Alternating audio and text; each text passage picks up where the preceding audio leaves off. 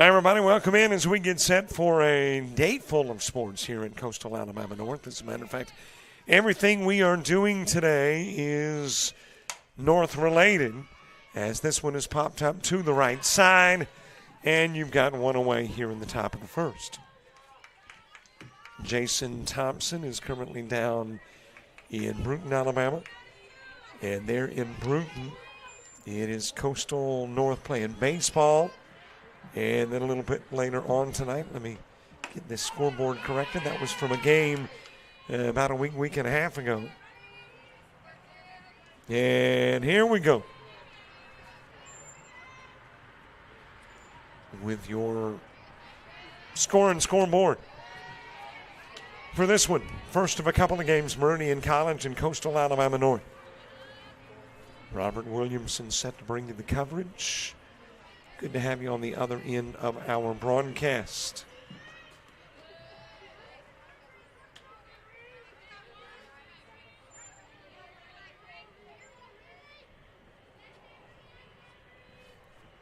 Laney Briggs with the fly out to right field.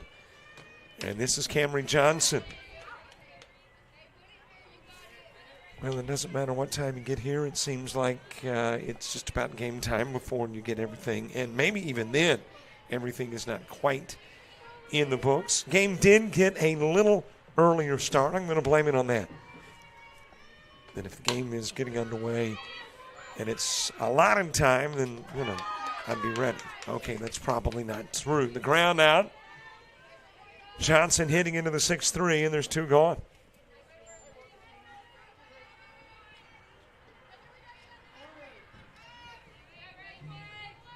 And Coastal North trying to turn it into a 1-2-3 top part of the inning. Laney Briggs, the leadoff hitter for Meridian College. Cameron Johnson, the two-hitter, the DP. Reagan King batting third at the plate.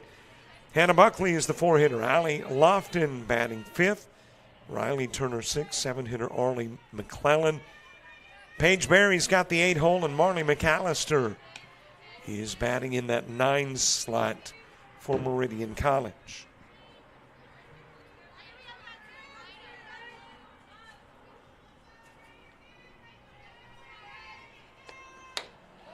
Just a little bit high with the offering. Brianna Johnson in the circle for Coastal North. Destiny Holmes behind the plate. You have got Jacayla Williams at first. The second baseman is Jade Allen, as that is ground over towards third, and 1-2-3 goes Meridian College in the top part of the inning.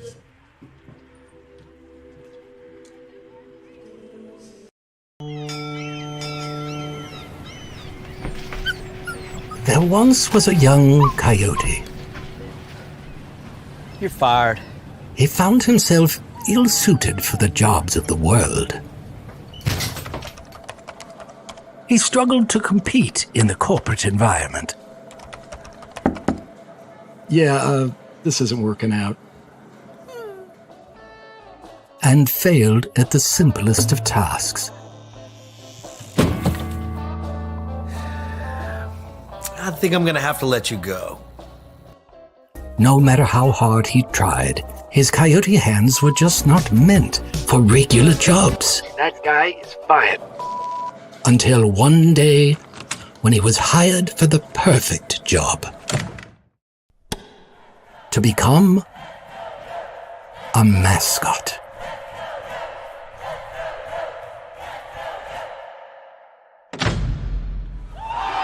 And then he found the place where he could thrive. Find the place where you thrive at Coastal Alabama Community College.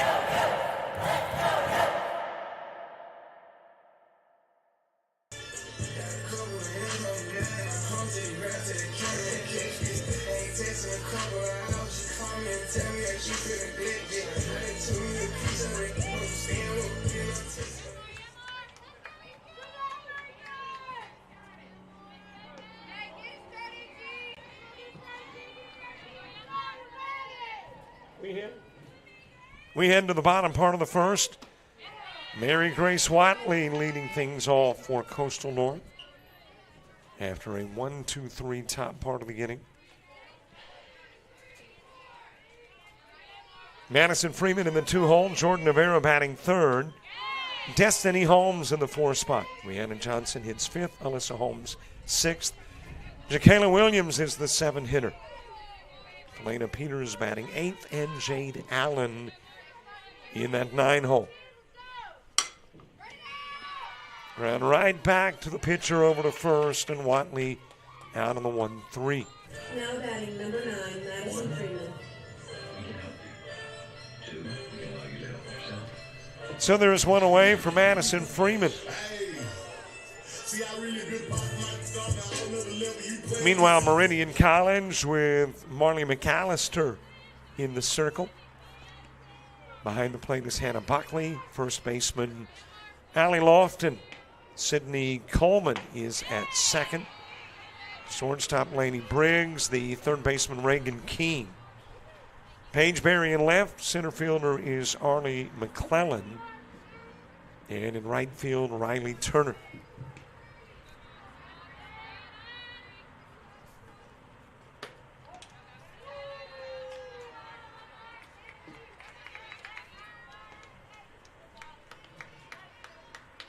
Clear. Is it afternoon yet? Are we still morning or afternoon? We are still in the morning hours by 1 minute. So it is a clear morning and soon to be a clear afternoon here in Monroeville, but on the cool side. Temperatures have definitely changed a bit over the course of the week. I think we had 80 last week, or 80 plus as a high. Trip down to first, free past Freeman. Now batting number 11, Jordan Rivera.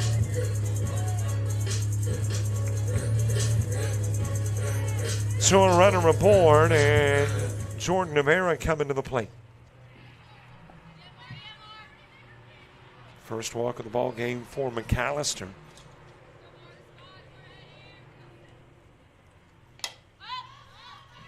That is popped up over towards the dugout at first. It will get out of play.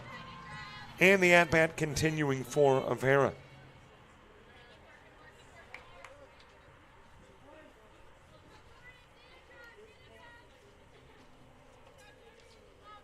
But I mentioned all the Coastal North stuff today. Florida Post grads playing Coastal Alabama North in baseball as we speak. Jason Thompson on the call there. And then later tonight, huge basketball matchup in both men's and women's basketball. A lot at stake tonight as Snead State and Coastal Alabama North meet. And after this one wraps up, we'll just walk across the parking lot to the gymnasium. And a shot foul over towards third. And I'm hoping that game starts at 5:30. One website says 5:30, one says 5.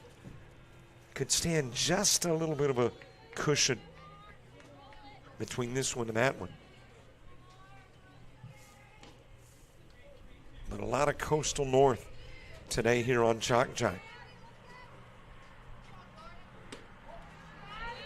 A little low with the offering to Rivera.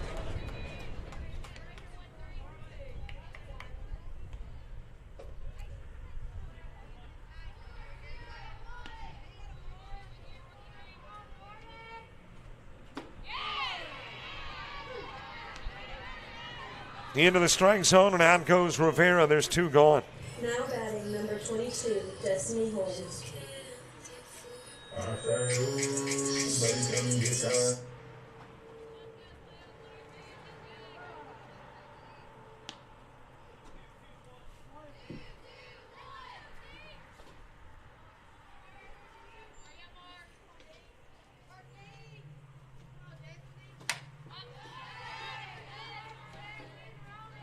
All right, everything in my book, so now I have no excuses for my stumbles along the way. As we are in the bottom part of the first with two gone and a base runner at first. 1-2-3 goes Meridian College in the top part of the inning. Going outside with the offering.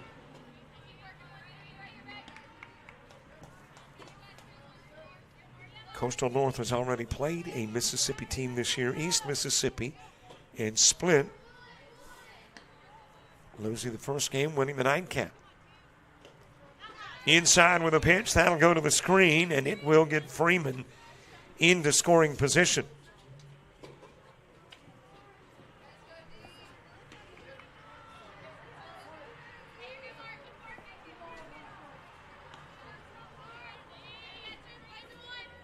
Destiny Holmes with an opportunity to put the game's first run on the board.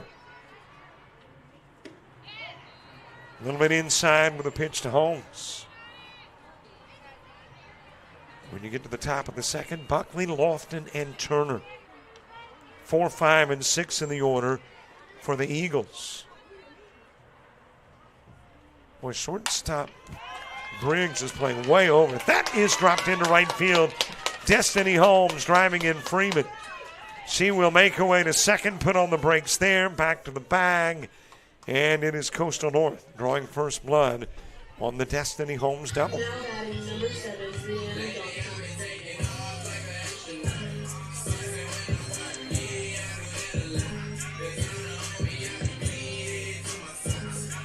So North with a 1-zip lead. Looked like McAllister might be able to get out of the inning with no damage done. But the Coyotes say, And the double by Holmes with 2 gone, bringing in the run. Brianna Johnson to the plate.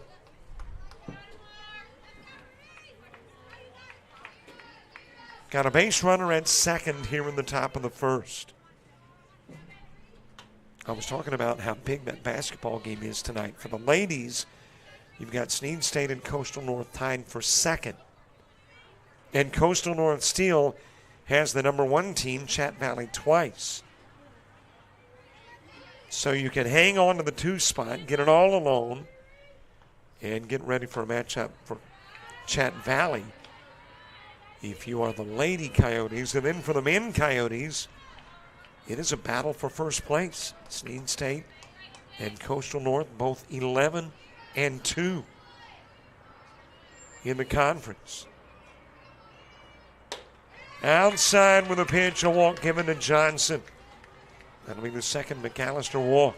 Now batting number 2, Alyssa Holmes. So a couple of base runners on for Alyssa Holmes. By the way, there wasn't going to be softball tomorrow here. There was going to be softball tomorrow in Baton Rouge for the Coyotes. But that has all but officially been changed, swapping home and away dates with Baton Rouge. And Baton Rouge coming here tomorrow. And the Coyotes, thus, will head to Baton Rouge now in April. Coach going out to the bump, or actually the circle in this particular case, to have a conversation with McAllister after the walk of Freeman, the walk of Johnson, the double from Holmes to turn it into a 1-zip game. Well, you can hear that breeze picking up a bit into our field mic. That's what's making these cool temperatures feel cooler. It is 50. Winds out of the north at 11 with gusts to 12.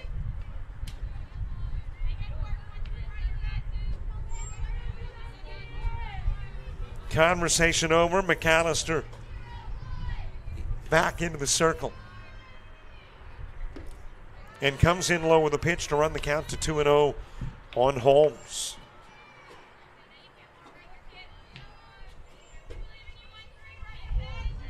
UV index 6 and high. The humidity 40%, visibility 22 miles, no rain expected today. That's not true for tomorrow. For Wednesday. Tomorrow we don't have rain. Wednesday we do. I'm getting my days of the week discombobulated. 3-0 pitch. Bases loaded for the Coyotes. Holmes to third, Johnson at second. Now batting number and Alyssa Holmes to first.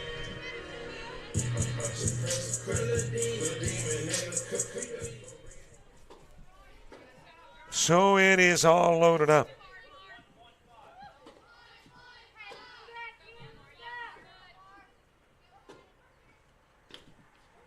And hit by the pitch is Williams. That'll bring in Destiny Holmes from third. And JaKayla Williams picking up the bases loaded hit batsman RBI.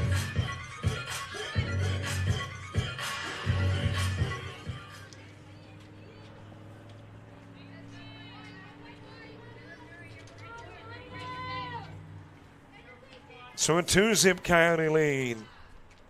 Delaney Peters to the plate. Outside with the offering to Peters. Jade Allen, the potential 9th hitter of the inning, on deck. Bases loaded in a 2-zip game.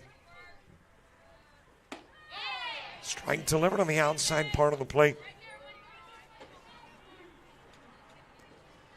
Buckley, Lofton, and Turner for the Eagles when you get to the top of the second. Shot over towards third, just out of the reach of Reagan King. And the fouled off pitch keeps the bases loaded, now with 2 gone and 2 strikes on Peters.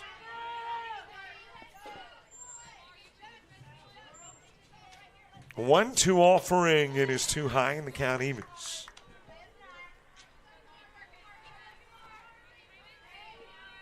Into the non-conference play. The conference play is what decides who goes on to play at Alabaster, which has been hosting the ACCC tournament for well over a decade now. So these games are tune-ups. Trying to get prepared for the real stuff. Here is the payoff. Low and away, walk given to Peters, and that brings in Johnson. Now batting number 21, Jade Allen. Well, if you're the Meridian coach, you've already paid a visit to the circle to McAllister, so if you go again, you got to take her out, and apparently coach not ready yet, as Jade Allen will step in. Top of the order, Mary Grace Watley on deck again. Strike delivered on the outside part of the plate to Allen. But other than cool, it is gorgeous today in South Alabama. It'll head over towards the parking lot. And it's a 2-strike count on Allen.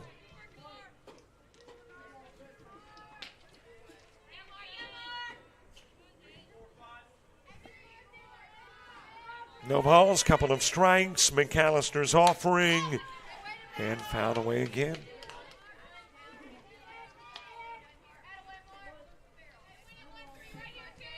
Bottom of the first. Already been a pretty big inning, but the Coyotes trying to make it a really big inning. Swing and a miss and out will go Allen. 9 go to the plate, 3 left stranded, 3 come in. Coyotes by 3 as we head to the second.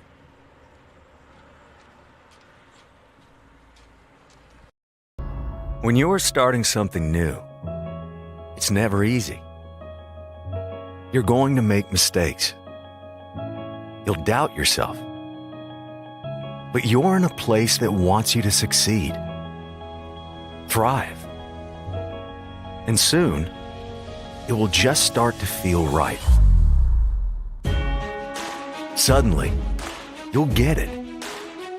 Your fear will turn to confidence. First-time tasks become second nature. And what seemed impossible is right in front of your eyes. Because once the light bulb goes on, there's no turning back. You may wonder how you got here, and be glad you did. That's Coastal Alabama. This is where you'll thrive.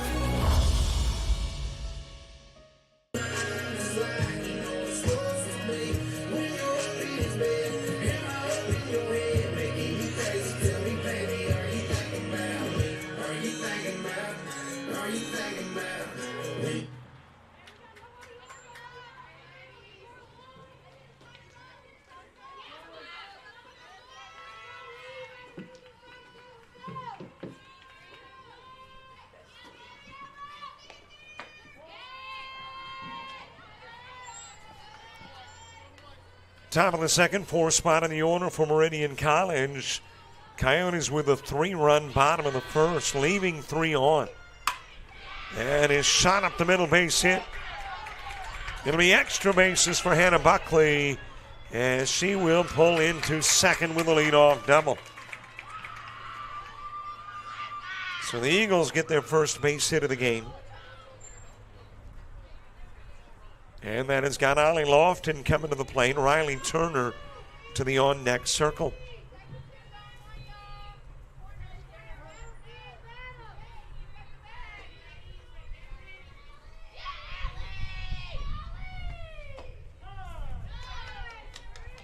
On the inside part of the plate to Lofton. Top of the order when you get to the bottom of the inning for the Coyotes. We are in the first of a couple of games this afternoon. And as I mentioned, mark on your calendar, Coyotes and Bears tomorrow. Baton Rouge will be here. And that is all but official. I think it is official they are not going to Baton Rouge. And the only wait and see aspect is, can they get umpires? Of course, that's pretty important.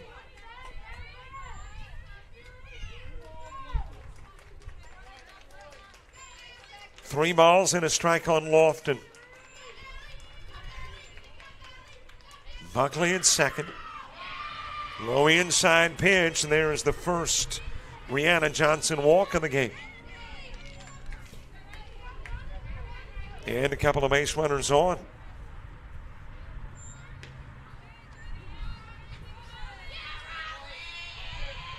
So the Coyotes get 3. And the Eagles come to the plate looking to take some of that lead away. And the Coyotes kind of liking a 3-zip advantage here in the top of the second. Rihanna and Riley. Rihanna Johnson facing Riley Turner. And we'll go a little bit high to run the count to 2-0. And that has got Coach Chris Childress going out to the circle to have a conversation with Rihanna Johnson.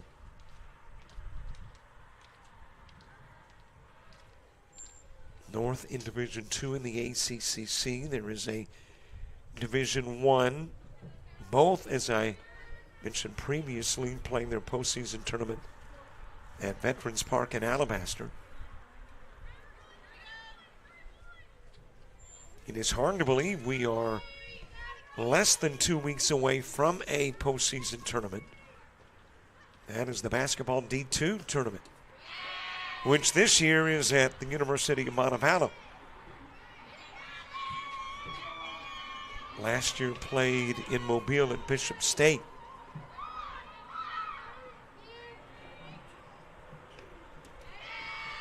Outside of the strike zone, another walk, and the bases loaded by the Eagles.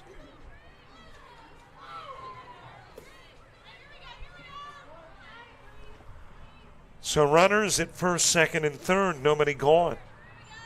And Arlie McClellan coming to the plate, Paige Berry to the on-deck circle.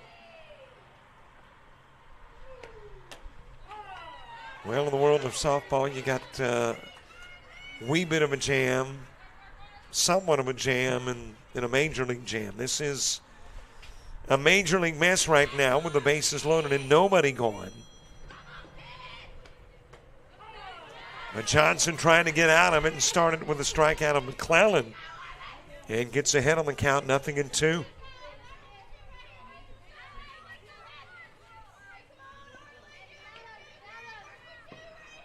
0-2 offering. Swung on and missed. A huge strikeout for Riley Johnson.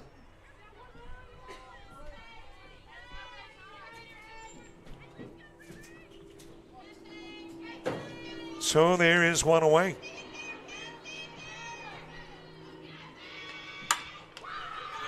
And is knocked down by Johnson. Won't be able to get the throw over to first. In from third comes Buckley.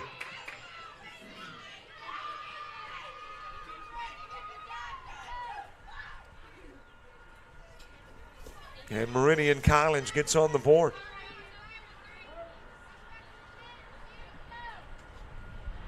And the base is still loaded.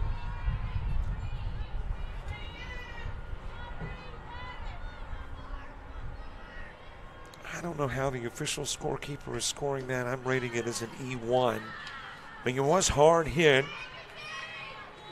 But Johnson got a mid on it with an opportunity to bring it in, go over to first, and get the out. But that's unofficial, like everything I do. McAllister wrapping into short. Watley coming home, getting the out of the lead runner. So McAllister wrapping into the 6-2. That will get Lofton for out number 2.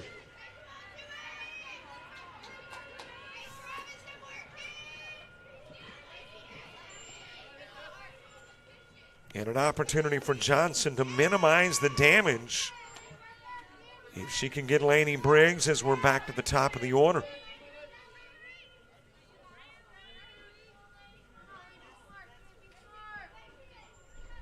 Briggs popped out to right field. Count goes even in one. Good looking Johnson pitch. Just fooled Briggs.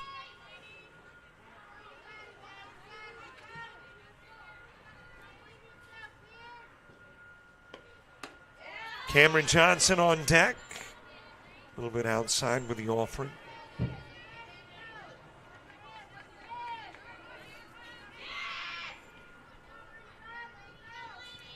Two-one pitch. Johnson in his ground towards third and scooping it up and stepping on the bag is Peters for out number 3. 1 run in. Coyotes lead chipped by a slight margin. We go to the bottom of the second.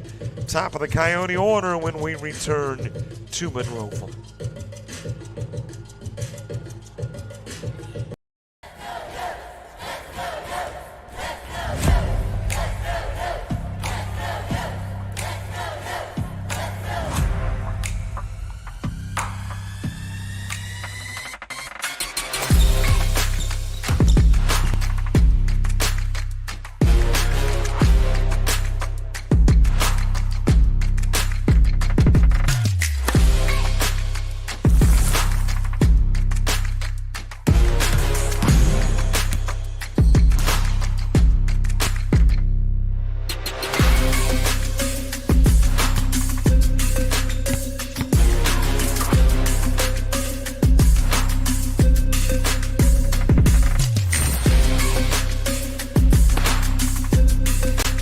We are the Pack. We are Coyotes. We are Coastal Alabama. This is where you'll thrive.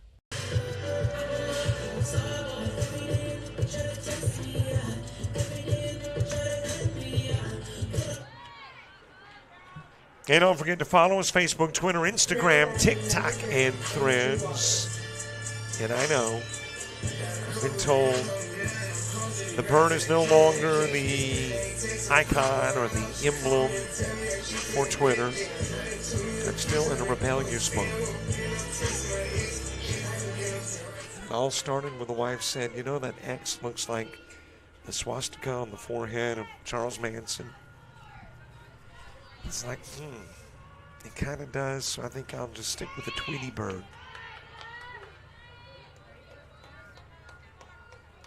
And subscribe to our YouTube channel. You are watching the game on YouTube, even if you went to our website to watch. And we want more subscribers. Never satisfied. So there should be a subscribe button really close by, and if you'll subscribe, will be plum tickle pink.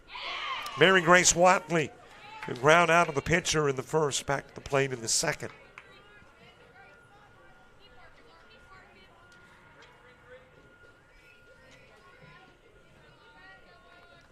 2-1 pitch, too far outside and a little too high as well.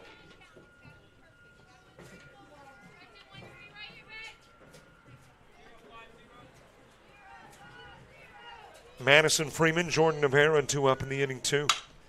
And a shot up the middle, second base hit of the game for the Coyotes, as Watley is on with a leadoff single. Now batting number 9, Madison Freeman. So a base runner on for Madison Freeman. Freeman with a walk and a run scored. As a matter of fact, she scored the first run of the ball game. In the bottom of the first, Jordan Rivera moving to the on-deck circle.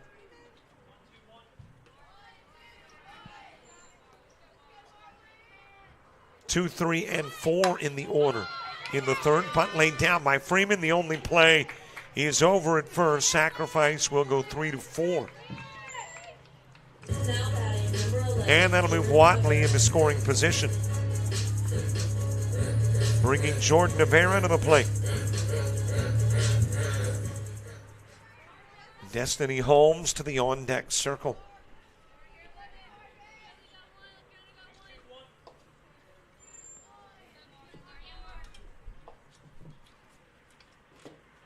Little check swing, but able to hold up on the swing was Rivera. And the count runs to 1-0. McAllister in the circle after a 1-2. It's like a 2-walk inning. And now a hit batsman. Down to first will go Rivera. That is the second Coyote hit by McAllister. Williams got hit by a pitch in the first. Rivera in the second. And there's a couple of base runners on.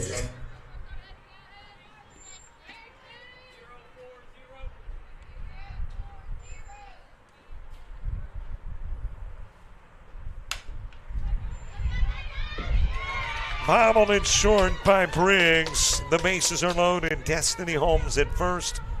Rivera in second. Watley in third.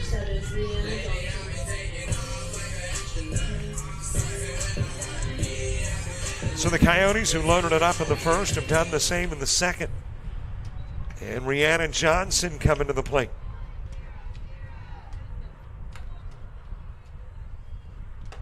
Outside with the offering.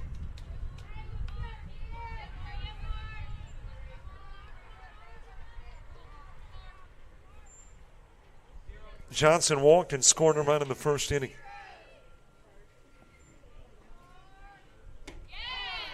Trying to limit on the inside part of the plate. Alyssa Holmes on deck. Coyotes poised to put some runs on the board here in the second.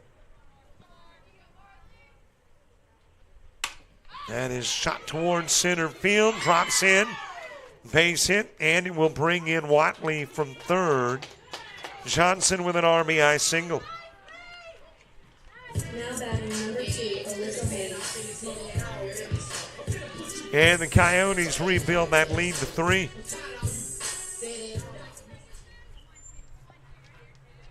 Alyssa Holmes to the plate. Holmes with a walk in the first.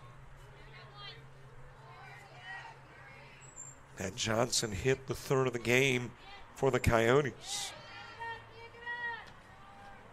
Low inside pitch to Holmes. Johnson, King, and Buckley in the Meridian third.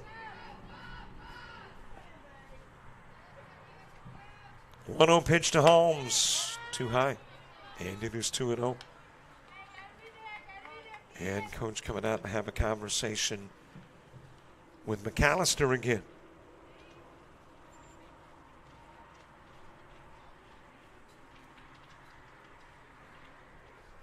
And apparently that is going to do it for McAllister. The new pitcher when we return. Frustrated. She's having trouble with her defensive player. Look at this sweet pass behind the back for 2 on the assist. And that one is hit on a rope to center field. Watch that one. And it is, oh, what a great diving catch by the center field. And in that game, it was basically a running back by committee. I mean, you had a lot of guys carrying the football. Is that the protocol for the upcoming season for the backfield of Jackson State?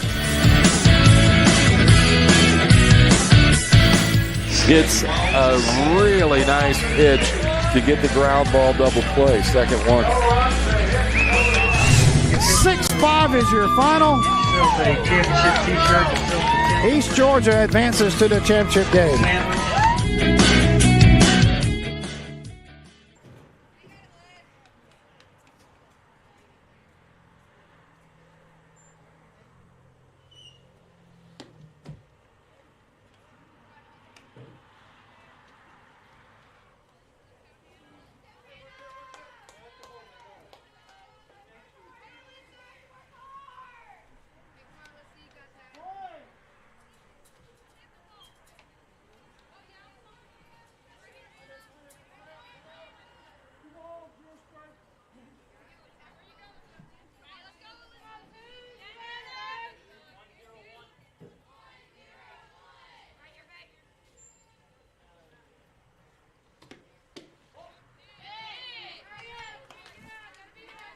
The new pitcher is Hannah Capello.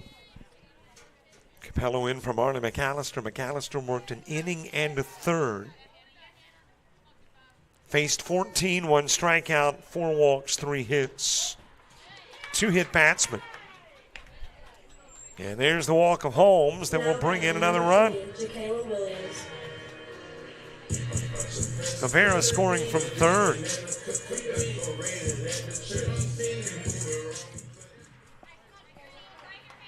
Turns it into a 5-1 Coyote lead. Jacayla Williams to the plate. Williams got hit by a pitch with the bases loaded. So she picked up an RBI. Delana Peters moving to the on-deck circle. Full of Coyotes again. Here in the bottom part of inning number 2. Don't have all the numbers on McAllister because she is responsible for 2 of the runners still aboard. Holmes at third and Johnson at second.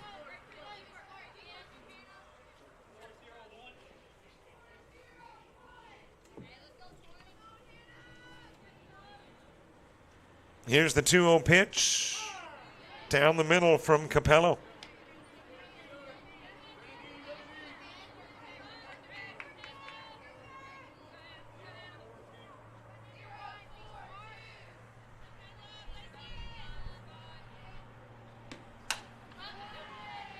That will be fouled out of play.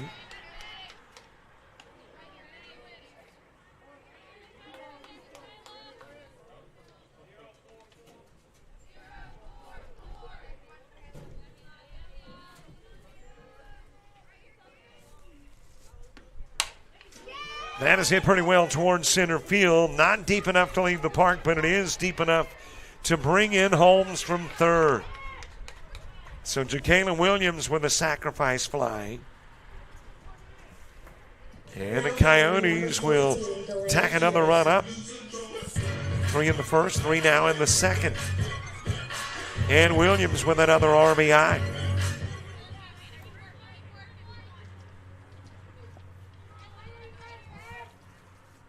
Delana Peters to the plate.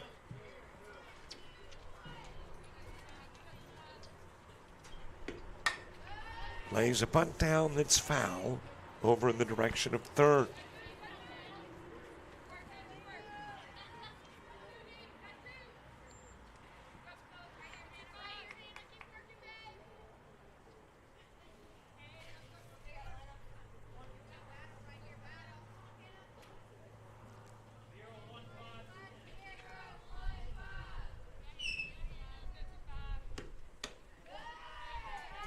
A little bit inside with a pitch.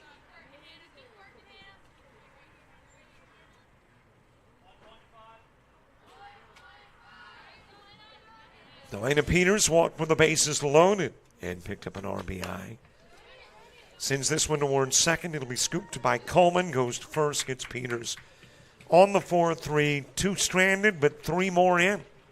And it's a 6-1 Coyote lead going to the third.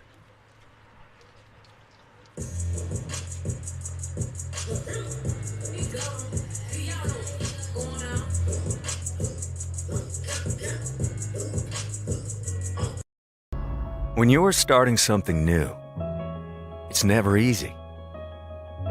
You're going to make mistakes. You'll doubt yourself. But you're in a place that wants you to succeed, thrive. And soon, it will just start to feel right. Suddenly, you'll get it. Your fear will turn to confidence. First-time tasks become second nature. And what seemed impossible is right in front of your eyes. Because once the light bulb goes on, there's no turning back. You may wonder how you got here, and be glad you did. That's Coastal Alabama. This is where you'll thrive.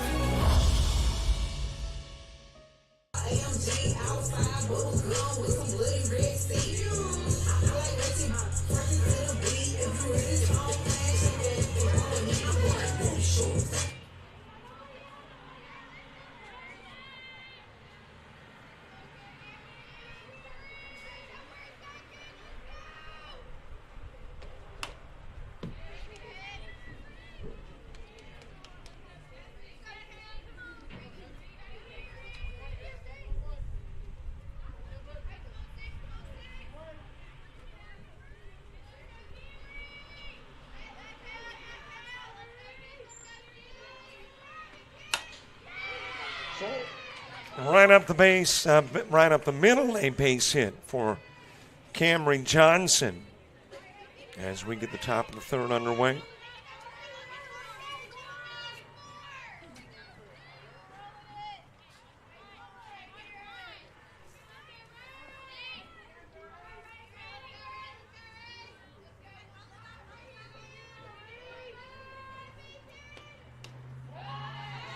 Low and outside to Reagan King. King wrapped into a 5-3 in the first.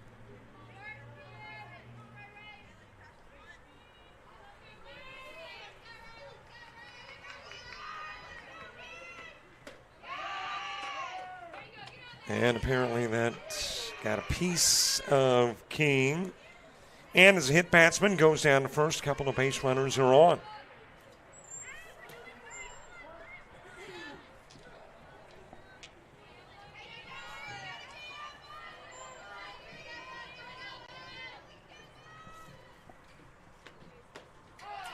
On the inside part of the plate to Hannah Buckley. Buckley with a double. And the second innings only base hit as far as the top part of the inning is concerned. To lead off double. As a matter of fact, Meridian College has gotten lead off the board 2 out of 3 times now. The double by Buckley and the single by Johnson.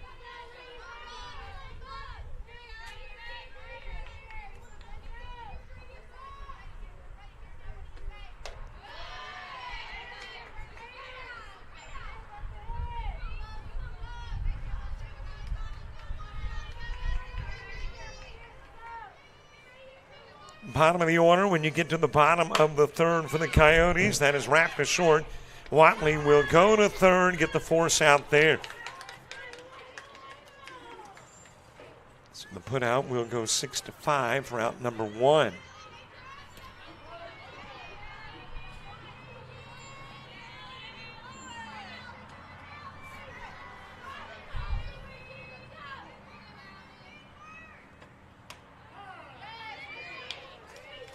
On the outside part of the plate, Joali Lofton.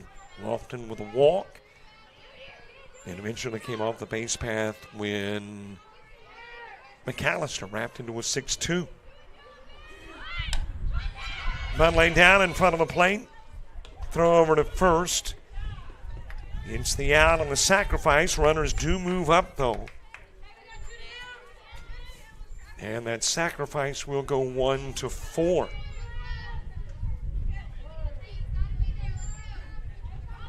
So 2 gone for Riley Turner.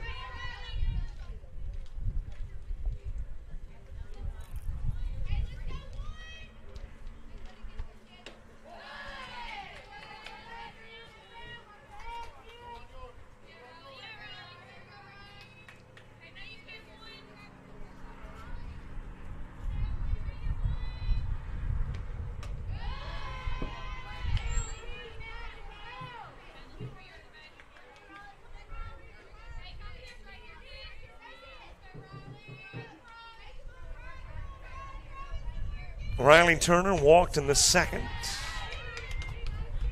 Arlie McClellan moving to the on-deck circle. Allen, Watley, and Freeman when you get to the third inning. Chopped over to Ward second. It'll be grabbed there by Allen. Goes to first, and Turner grounds out, leaving a couple of base runners on. We are through 2.5. And it's the Coyotes by 5 as we head to the home half of the third.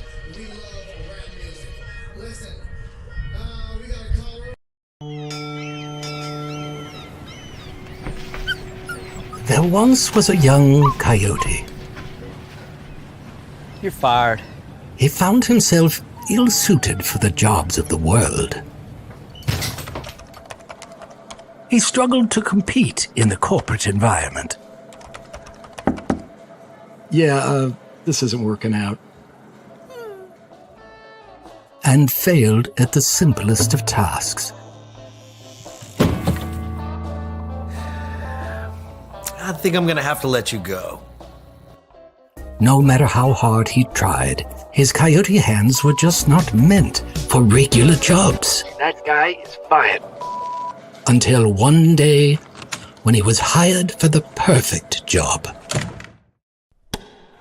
To become a mascot.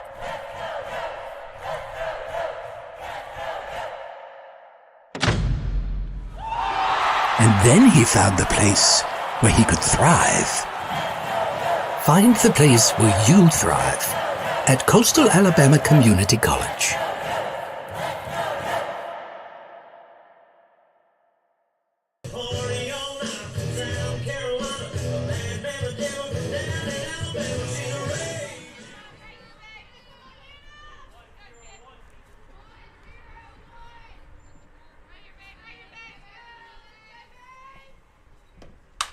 Bottom of the third gets underway. That one is lifted towards left field. First pitch able to get underneath it. Riley Turner and Jade Allen will fly out on one pitch to begin the third.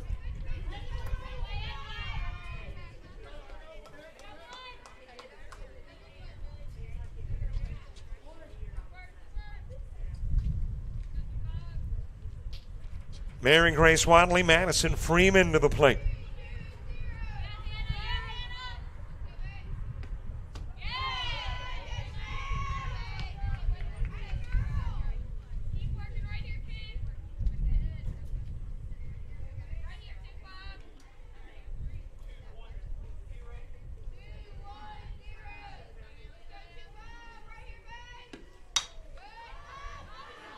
Popped up, right side, coming in to make the catch.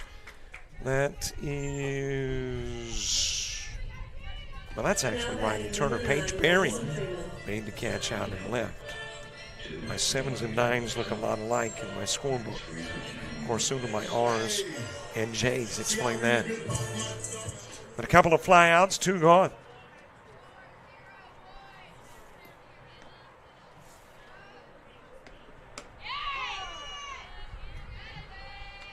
Madison Freeman to the plate. Meridian trying to cash in on the first scoreless bottom part of the inning. Coyotes trying to continue the trend with 2 gone. As a matter of fact, it was with 2 gone that 3 scored in the first. And that is floated to short. There for the catch is Laney Briggs. So a quick bottom of the third. We go to the fourth. Still 6-1 Coyotes.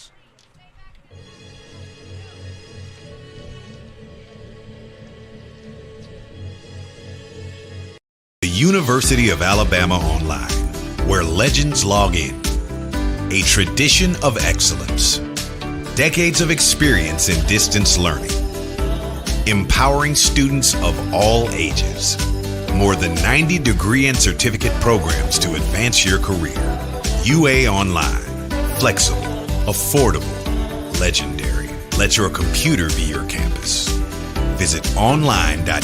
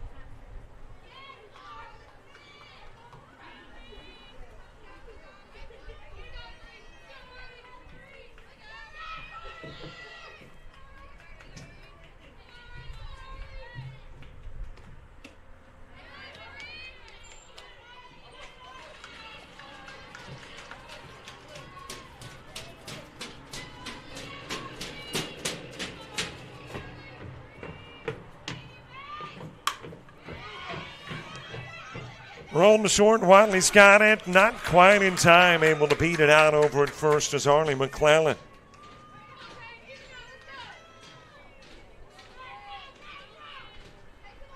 And there is one aboard.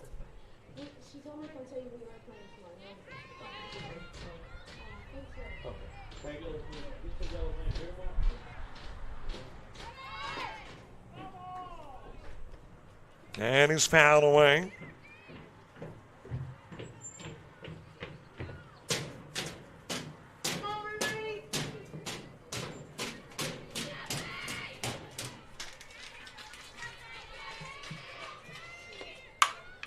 That is hit towards the gap, left center field. It will hit, drop, and roll.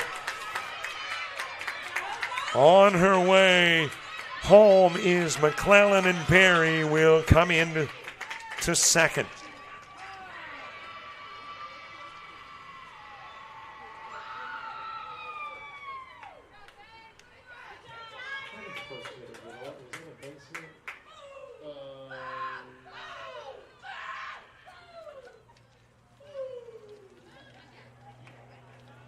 Yes, it was she beat out the ground ball to shortstop. Man, I'm feeling good about the fact. I'm an old man, and the younger guy, too, is like me going here in the box. We were trying to remember what happened just a few minutes ago. But it was, he did, I didn't. But do have a base hit from McClellan, and then Berry driving her in with a double. Got a new pitcher coming in a 6-2 game. With a base runner at second. So Berry with a double that drives in McClellan, and we will get a new pitcher. And we'll take a look at the new pitcher and get you the Rhiannon Johnson numbers when we return.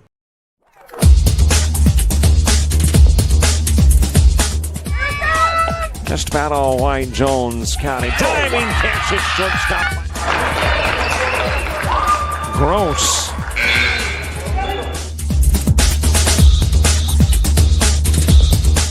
The gap. Diving catch in center field by Ben Aklinski. There is a shot towards deep short. Kraft's got it. Long throw over, and he got it.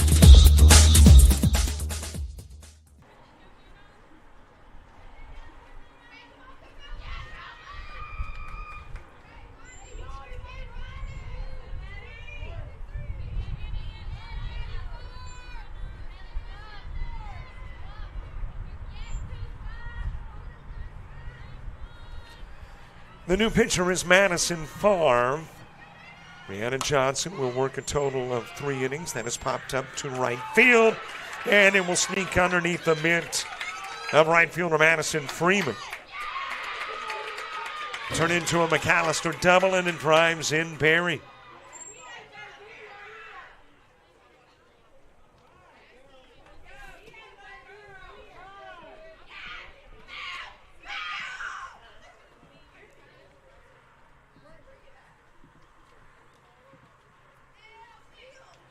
And it becomes a 6-3 game.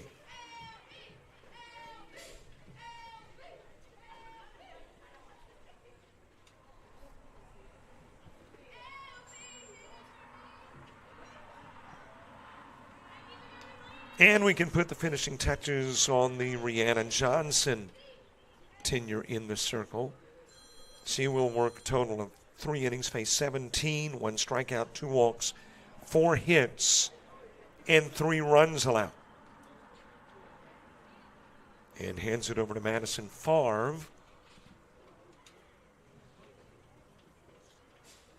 And I think there's a discussion, Coach, and I'm referring to her as Krista Childress. She is now Krista Childress DuPont. Married the former baseball coach at Coastal North, who is now an assistant coach at University of Tennessee Martin. There's a base wrap into left field by Briggs, and it'll be bobbled in left by Griggs, allowing McAllister to come in and score.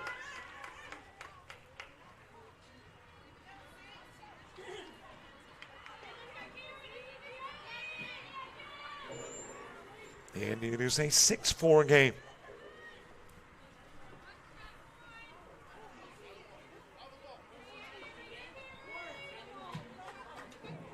Cameron Johnson next. Johnson 1 for 2 in the game. Low pitch to Johnson. Johnson ground into a 6-3 and single. This one is popped up right side. And the catch made by Freeman for out number 1.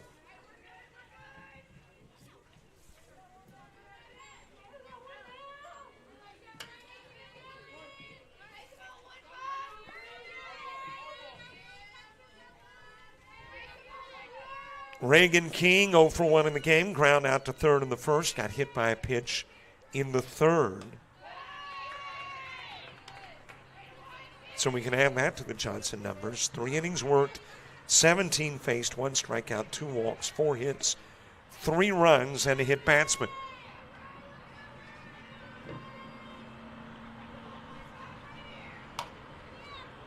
And is fouled out of play.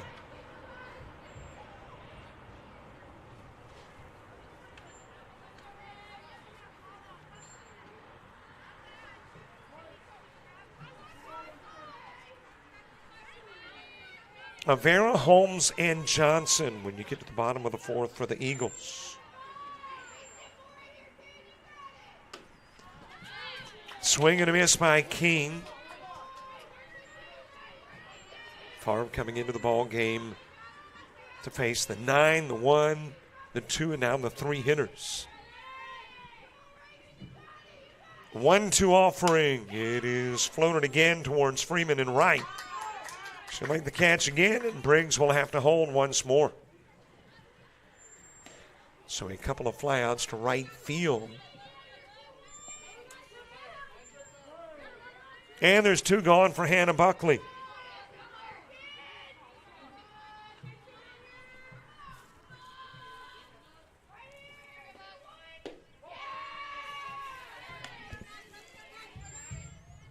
Into the strike zone. Nope, outside of the strike zone to Hannah Buckley. Buckley 1 for 2. Has doubled and ground into a 6-5.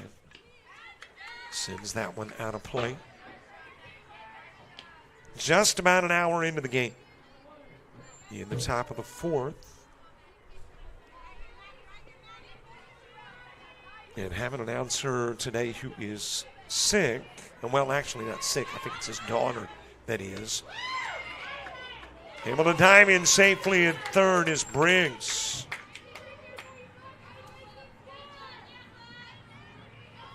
So I'm covering his shift and mine. The softball and the basketball.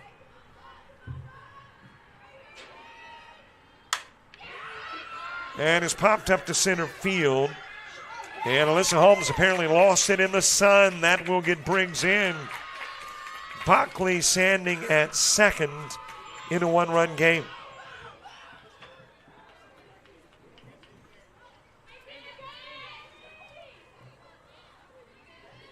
So it'll become a Buckley RBI single that brings in Briggs. And gets the tying run to the plate. I'll make that to second in the go-ahead run at the plate. in the top of the fourth, Ollie Lofton.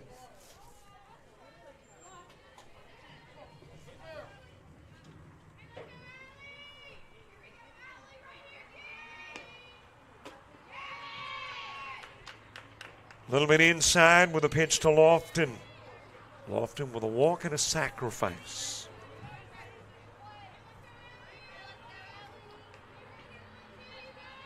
One pitch.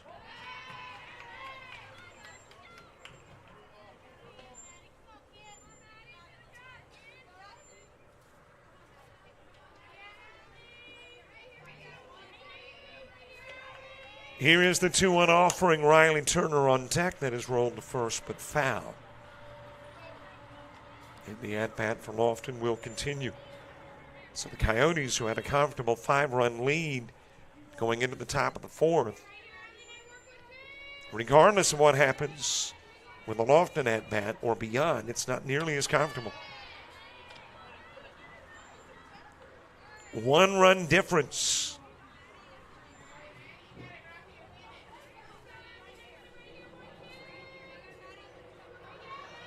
3-2 payoff pitch. That'll be ground foul.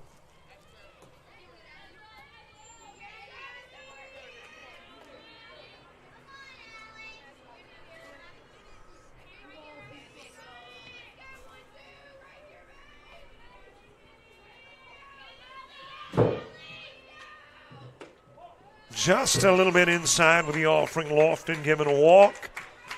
And a couple of base runners are on. By the way, it is now official. Baton Rouge is coming to Monroeville tomorrow. So we'll have a 1 o'clock game tomorrow with Baton Rouge. That, I think it is April 22nd game. Will now be scratched from the home schedule. And it will be an away game. So the Bears and the Coyotes swapping home and away dates.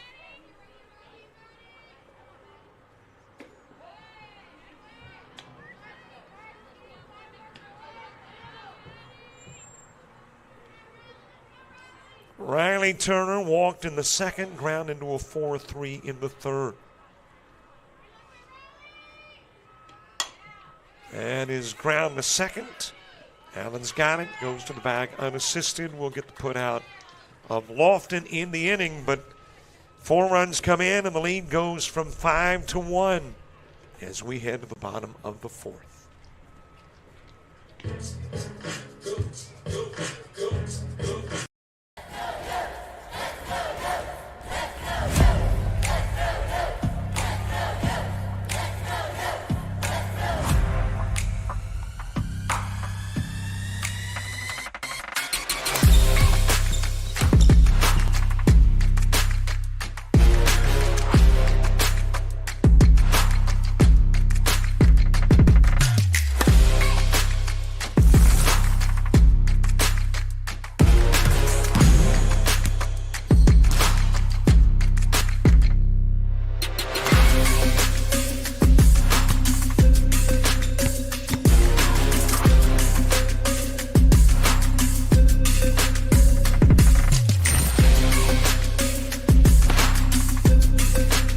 We are the Pack.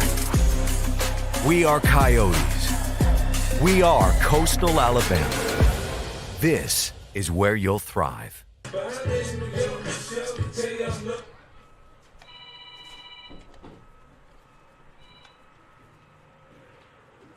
batting number 11, Jordan Avera.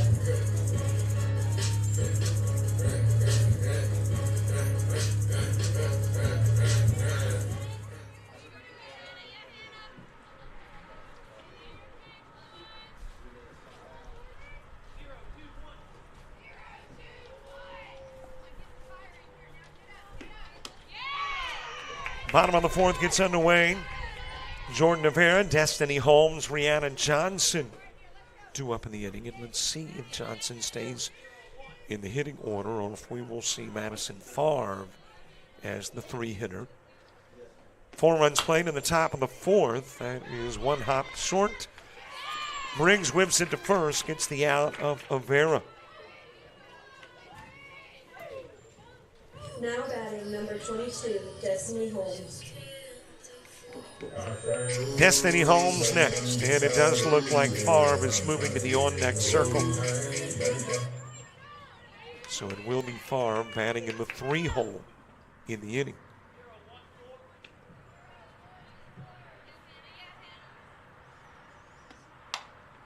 And it's popped back this direction. It'll get out of play, giving it a look as Buckley. But as you can tell, it's into the stands.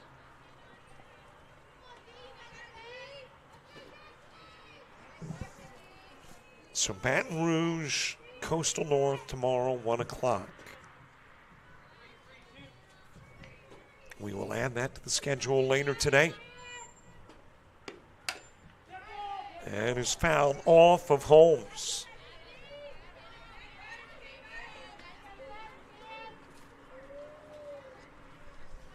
One-run game, top of the 4th.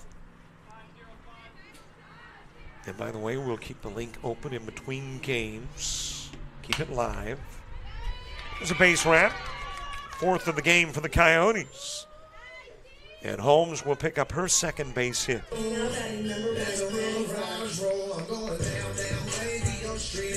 So a runner aboard for Madison Favre. Favre came into the ball game to relieve Brianna Johnson in the top of the 4th, and now comes to the plate to hit for Johnson in the bottom part of the inning.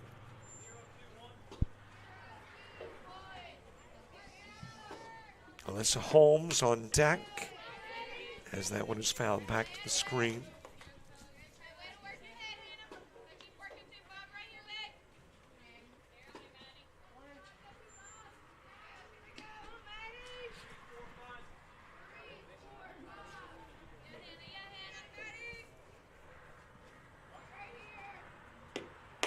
Just a little bit outside with a pitch to Favre.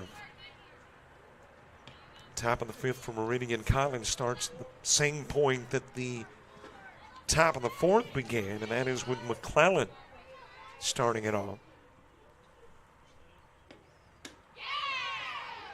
Meridian College with a 5-hit top part of the inning, pushing their hit total to 7 in the game. 1-2 on Favre.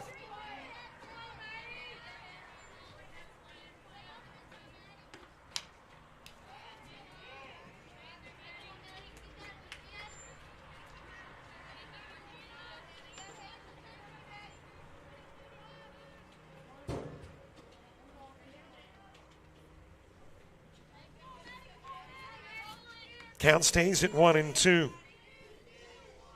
Capello pitching came into the ball game, relieving the starter McAllister in the 2nd. And as a matter of fact, the 6 runs played against the starter. Capello has not allowed a run yet. Got a runner at first in Destiny Holmes. And that was actually the first base hit off of Capello. The 1-out base hit from Holmes. 1-2 pitch to Favre. And she will strike out for out number 2.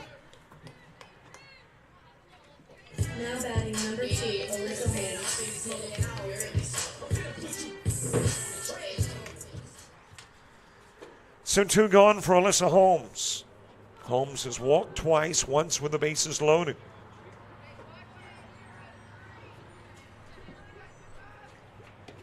Has a runner on with 2 gone, outside with the Capello pitch.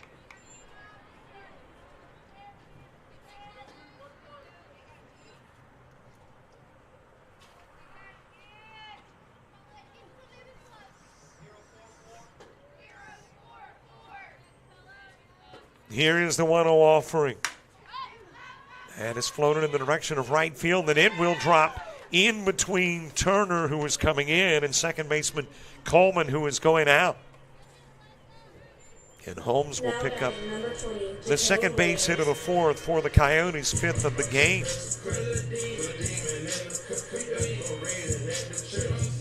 And that's got a couple of base runners on for Jacayla Williams. Delana Peters to the on-deck circle. Outside with Capello pitch.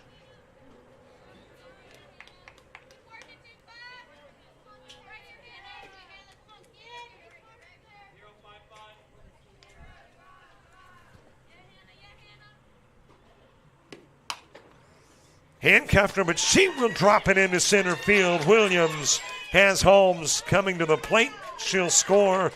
Williams with an RBI single. Now batting number 14, Delana Peters.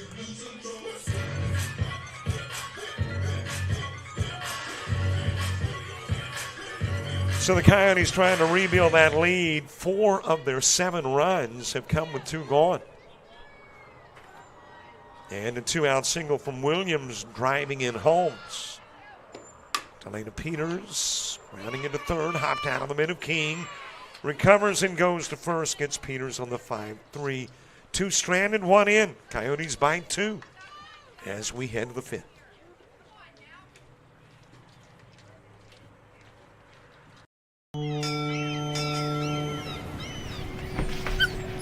There once was a young coyote. You're fired. He found himself ill-suited for the jobs of the world.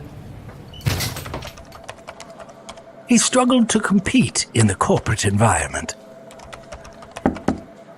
Yeah, this isn't working out. And failed at the simplest of tasks. I think I'm gonna have to let you go. No matter how hard he tried, his coyote hands were just not meant for regular jobs. That guy is fired. Until one day, when he was hired for the perfect job. To become a mascot.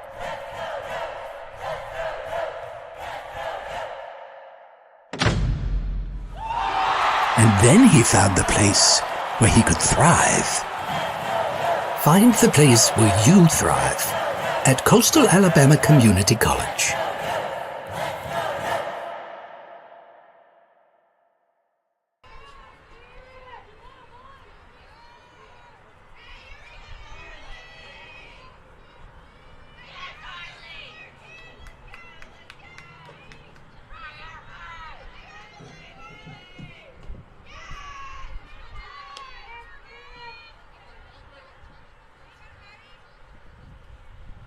Top of the 5th underway. The same lady who started things off in the 4th starts it off in the 5th, Arlie McClellan.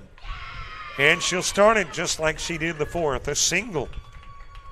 And that is the 4th consecutive inning now that Meridian College has put leadoff aboard. McClellan on with the 8th Eagle hit of the game.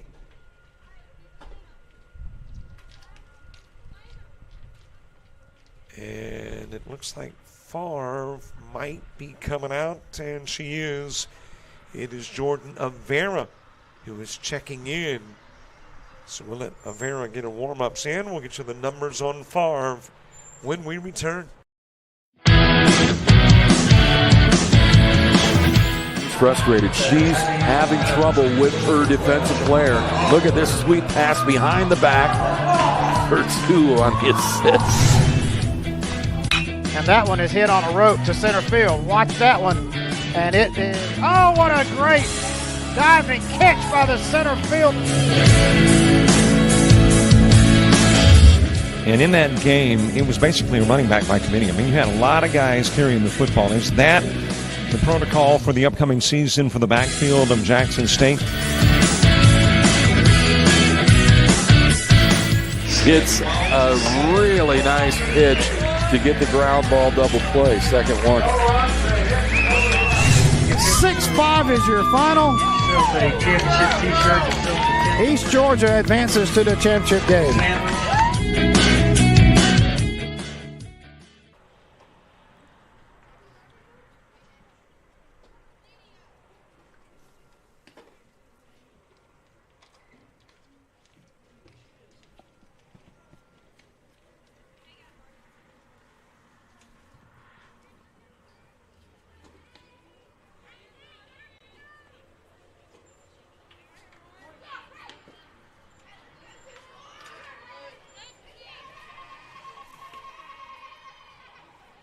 The new pitcher is the designated player, Jordan Avera.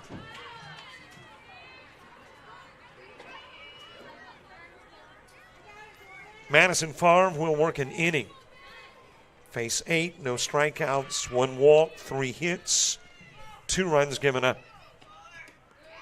Inside with a pitch from Avera, and that has got McClellan into scoring position.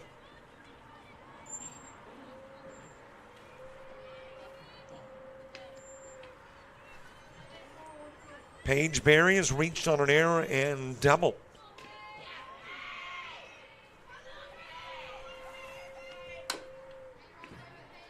As that one is sent foul by Berry. Marley McAllister moving to the on-next circle.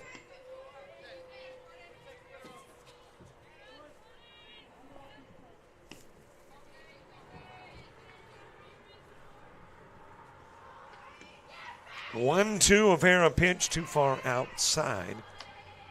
And the count will even up at 2. Coyotes in the bottom of the 5th have Allen, Watley, and Freeman. That is 9, 1, and 2 in the order.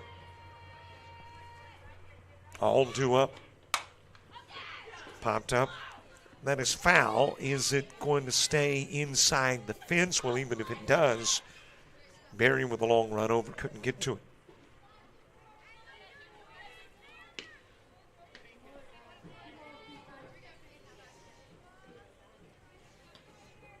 Berry reached on an error, got the second in the second.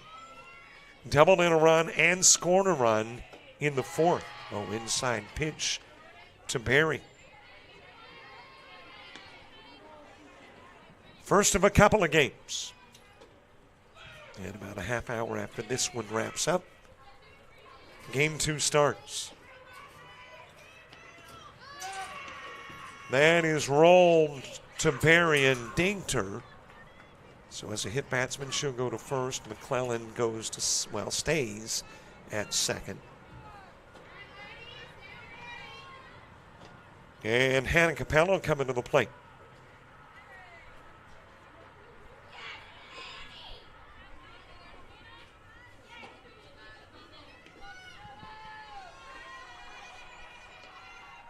Capello came into the ball game as that one will roll towards the dugout at third and move runners up. McClellan to third, Berry to second. Capello came into the game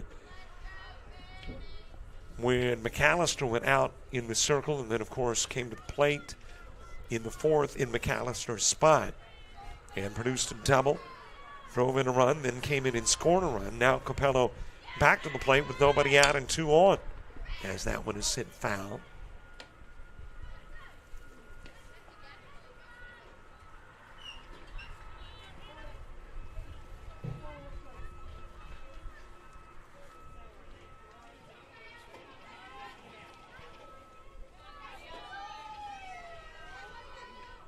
Top of the order, Laney Briggs on deck. That will come in low from Avera. Evens the count up at 2. Couple of base runners aboard, both in scoring position. Coyotes have had the lead since the 1st inning. Meridian has threatened over the course of the last couple of innings. And that will find its way to center field. McClellan in, Berry coming home. She'll score 2. And we've got a 7-apiece game. So Capello with the single that drives in 2 took second on the throw home.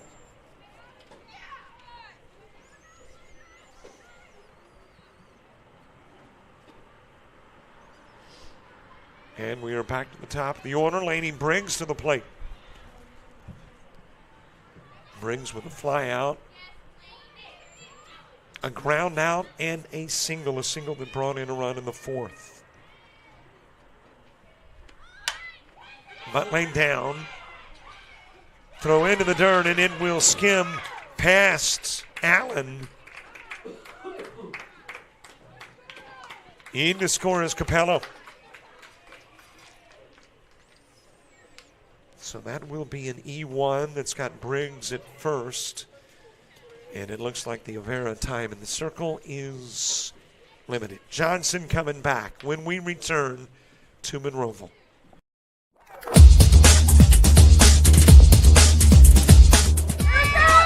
Just about all White Jones County. Diving catch at shortstop. Gross.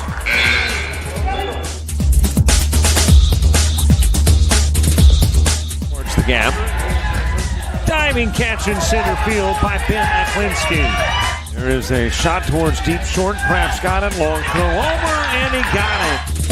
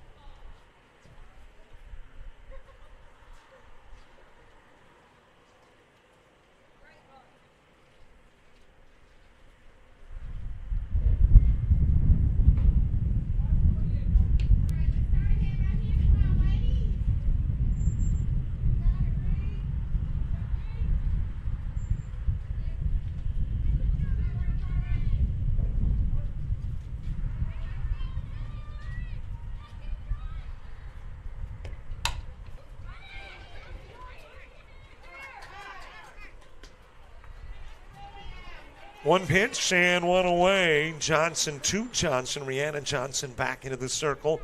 Pitching to Camry Johnson. Johnson will hit into the 6-4. Coyotes wanted the 3 as well, but couldn't get Johnson over at first. So there is one away with one aboard. Off and running Johnson, and she'll be in with a stolen base. Rhiannon Johnson worked the first 3 innings of the game. Faced 17, 1 strikeout, 2 walks, 4 hits, 3 runs, and a hit batsman. And then Favre and Avera came in and together worked an inning, faced 11. Gave up a total of 4 hits. And now Rhiannon Johnson back in a tie game with the tie-breaking run at second. Allen fielding at second. And Reagan King wrapping into the 4-3 that gets Johnson to third.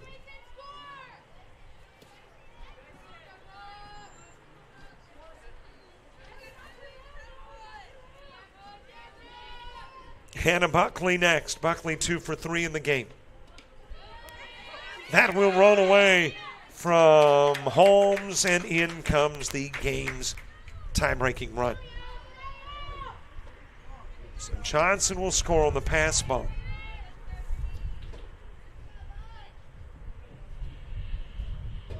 Turn it into an 8-7 game.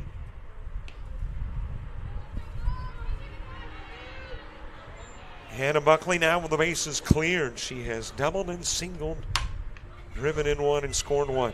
And that'll be booted by Watley. So the inning's second error and the third of the game for the Coyotes has Buckley on.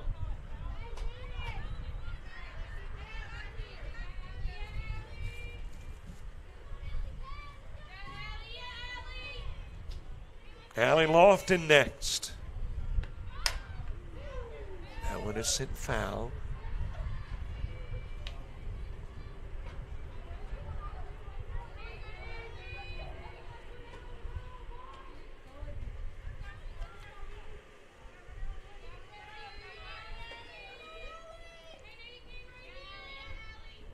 Here's the 0-1 pitch.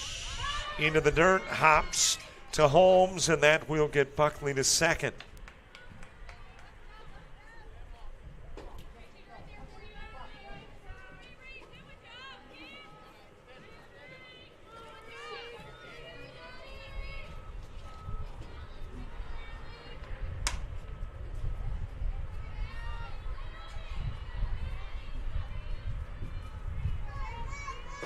1 ball, couple of strikes on Lofton.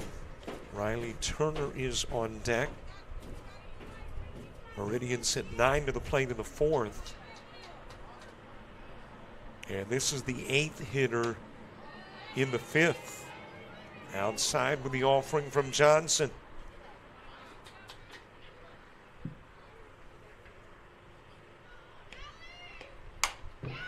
And there's a base wrap into right field. Buckley rounding third, told to go on home. It'll be a Lofton single that drives in Buckley.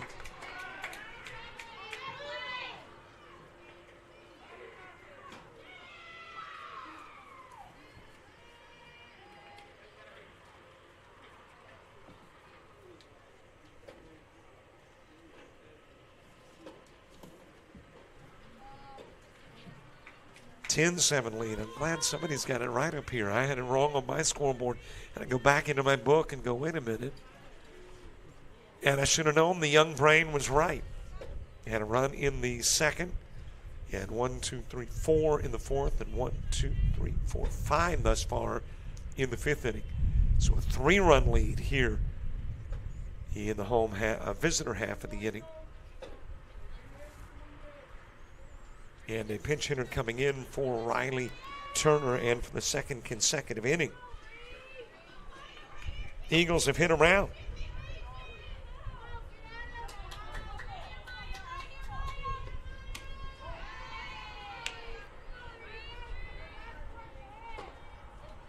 I believe this is Blakely.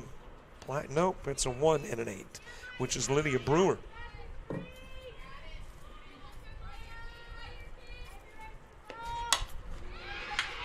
And check that.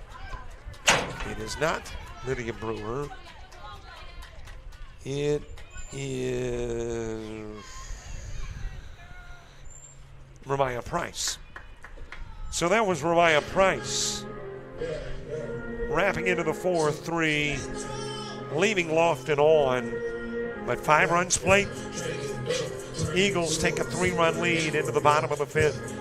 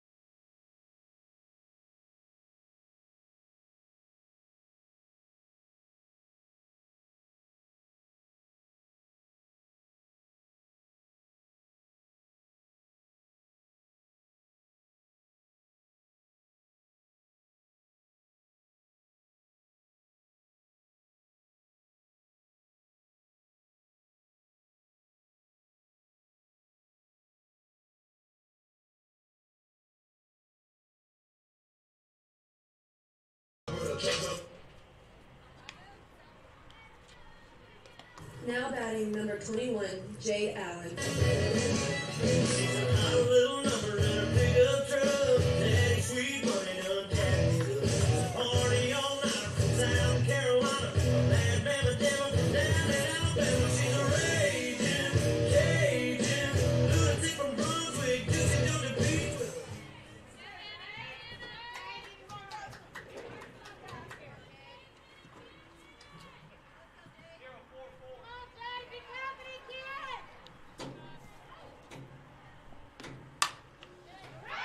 Leadoff hitter, Jade Allen, starting off the bottom of the 5th with a single. And a runner aboard as we go back to the top of the order. Mary Grace Watley coming to the plate.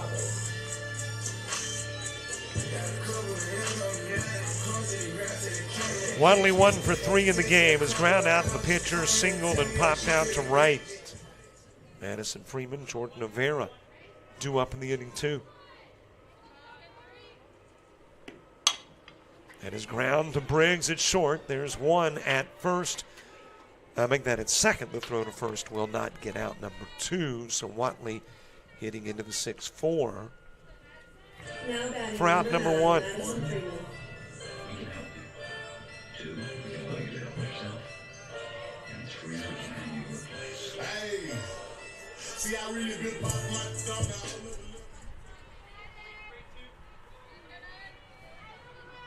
Madison Freeman next. Freeman with a walk, a sacrifice, and a fly out to short.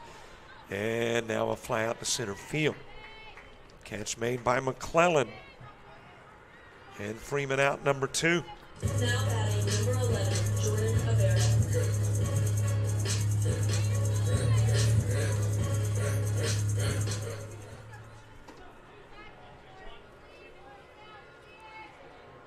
Jordan Avera 0 for 2. Grounds it up the middle, base hit, second one of the inning. 8th of the game for the Coyotes. Now batting And number a couple of base 22, runners are Destiny on Holmes. for Destiny Holmes.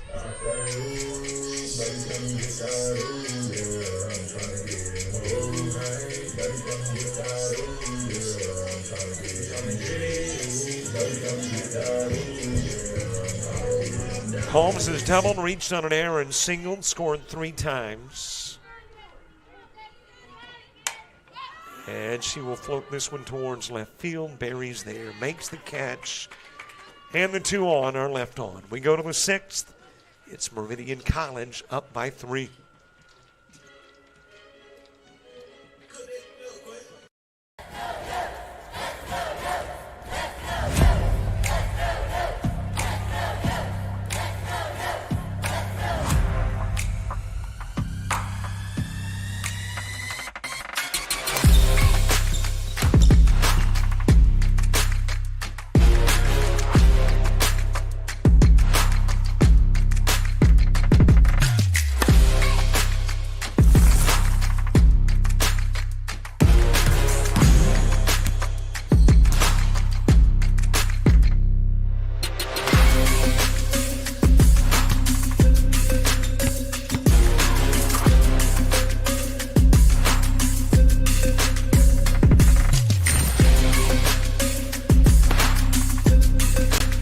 We are the Pack. We are Coyotes. We are Coastal Alabama. This is where you'll thrive.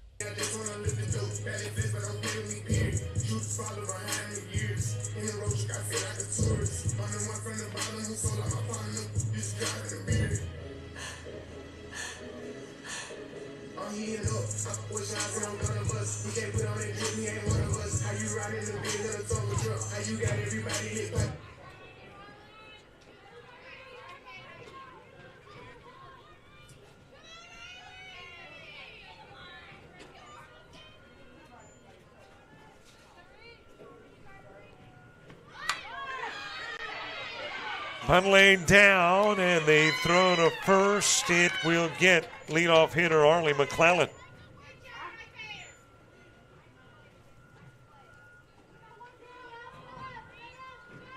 So there is one away with Paige Berry next.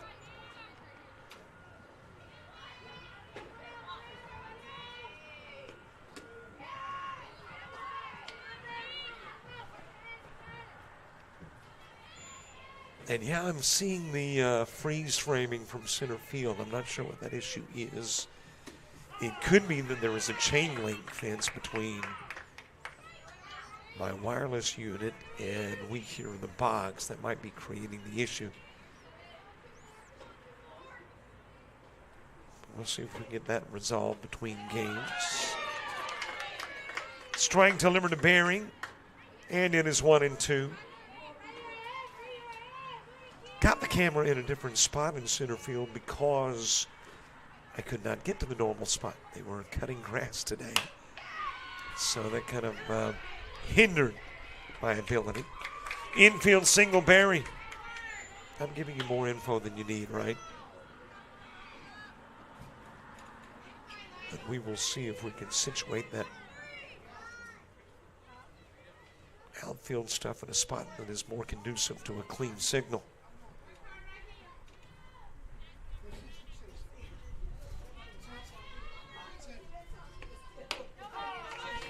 Strike delivered on the outside part of the plate to Capello. Capello was 2 for 2 in the game with 3 RBIs, and that is as a non-starter.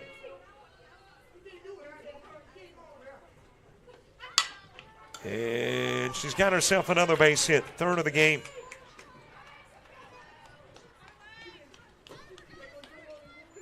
Back-to-back singles have a couple of base runners on.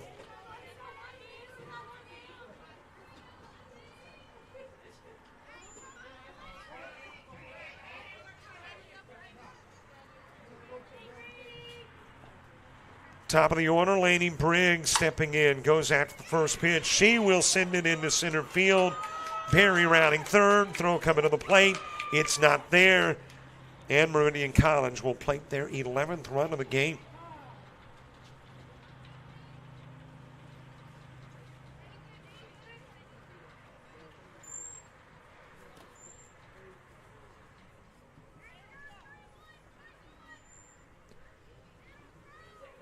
Camry Johnson next. Johnson is ground out to short, single, popped out to right, and ground out to short.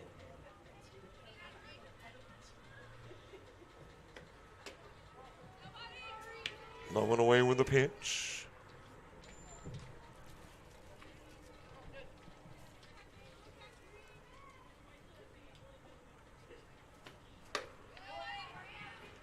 A reminder that in between games, you can watch some Florida Post-Grad Coastal Alabama North baseball if you would like. I think they probably will still be in their first game.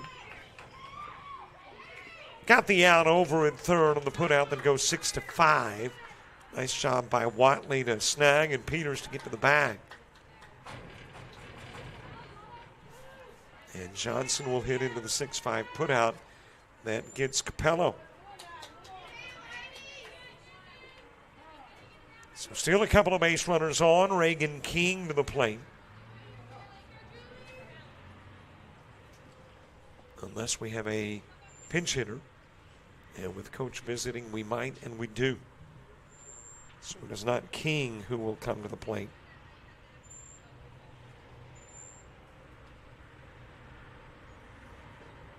It is Julie Amacher.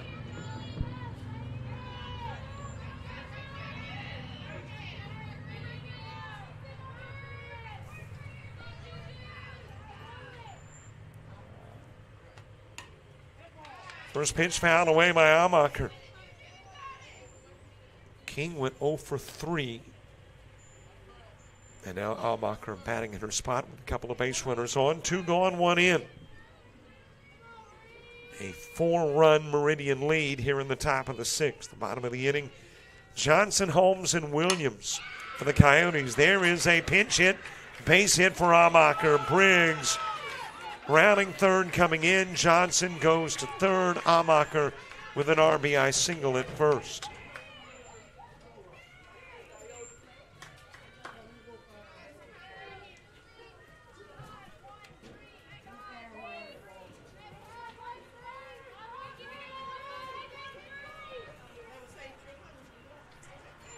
And that has got Hannah Buckley to the plate.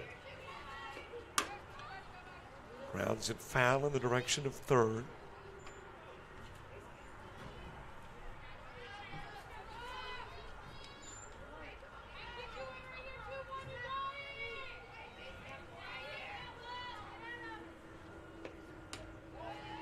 A little bit outside with the pitch.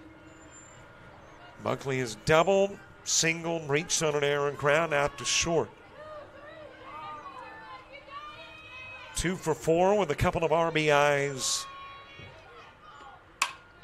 And now another. Drives it into center field, and that brings in Johnson. Amacher goes to second.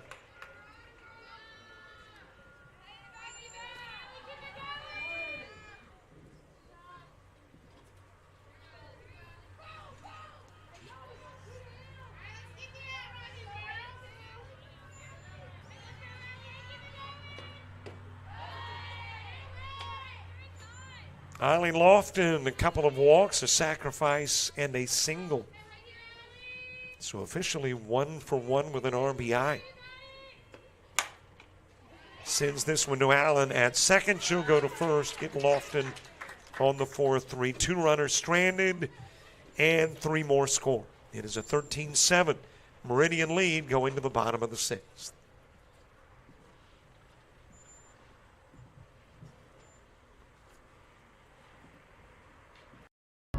When you're starting something new, it's never easy.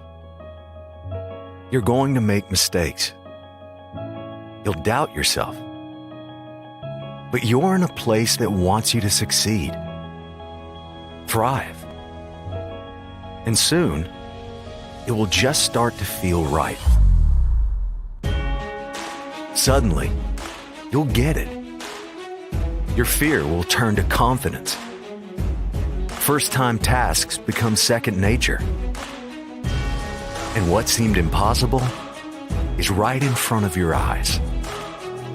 Because once the light bulb goes on, there's no turning back. You may wonder how you got here, and be glad you did. That's Coastal Alabama. This is where you'll thrive.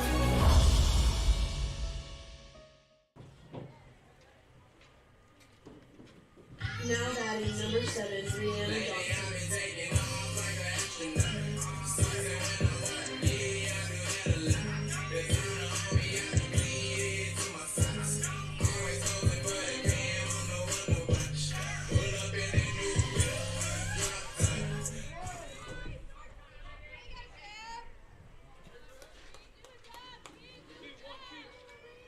We head to the bottom of the 6th. Brianna Johnson starts, and Alyssa Holmes and JockJive Williams 2 up in the inning 2.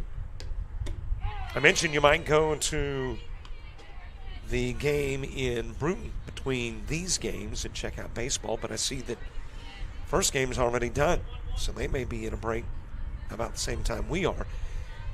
But Coastal Alabama North knocking off Florida Post Grads in the first of 2 by a 9-2 final. And game 2 is coming up in about a half hour.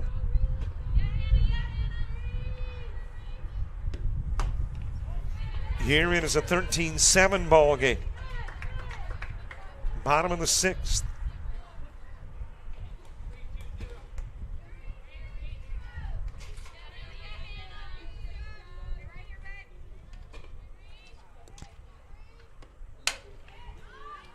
That is floated towards foul territory, but it is reachable by Paige Berry. And Johnson will fly out for out number 1. Now batting number 2, Alyssa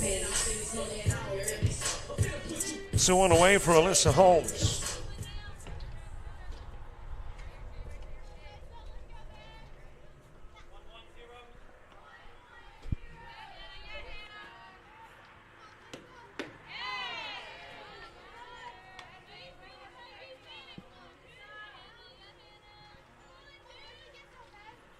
JockJive Williams moving to the on-deck circle.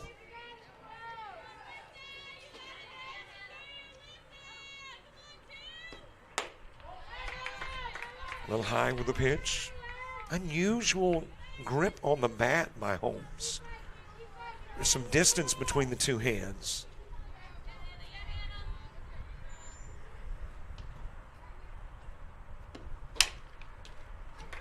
That is a fair ball that will wrap off of King at third. Hey, but whatever works for you, and Holmes has it working for her. She's got a couple of walks and 2 hits in the game. Now batting number 20, JockJive Williams. So a base runner on for JockJive Williams.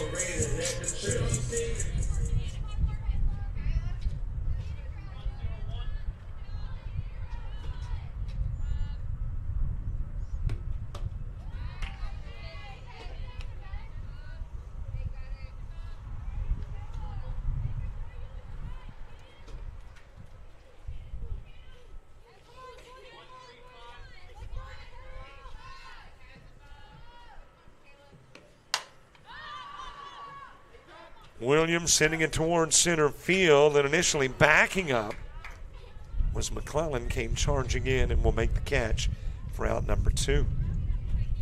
Now batting number 14, Delana Peters. So 2 gone with Holmes still at first. Delana Peters coming to the plate.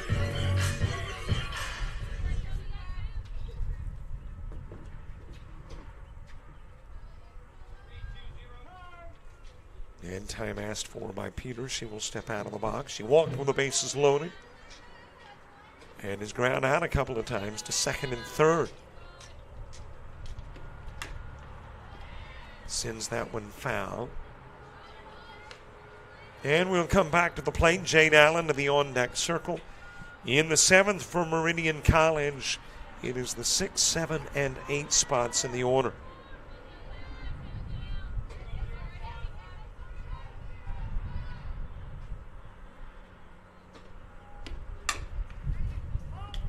And another one fouled up, this time to the opposite side.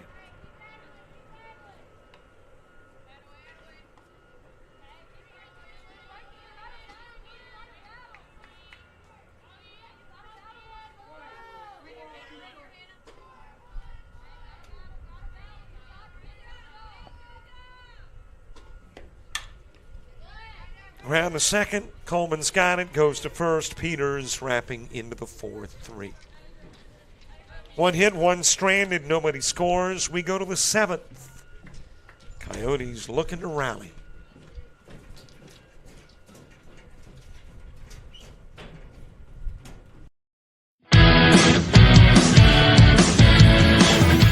Frustrated. She's having trouble with her defensive player.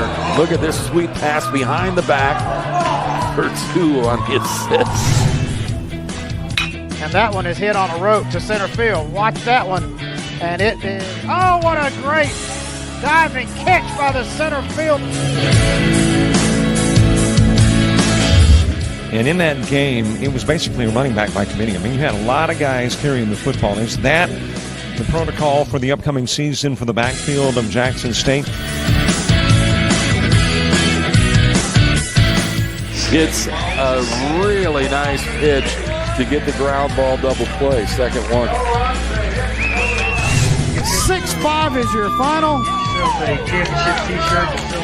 East Georgia advances to the championship game.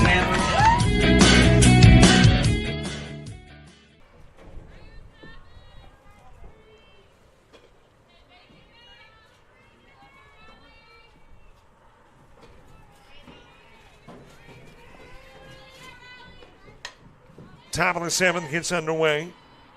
It is Riley Turner that will start it. Coyotes trying to shut down the Eagles in the top part of the inning and rallying in the bottom part. Turner 0 for 3, did walk in her first second inning plate appearance. But since then, ground outs to second in the 3rd, 4th, and 5th innings. Of course, Price came in and ground out to second while batting for Turner in the 5th. Outside from Johnson.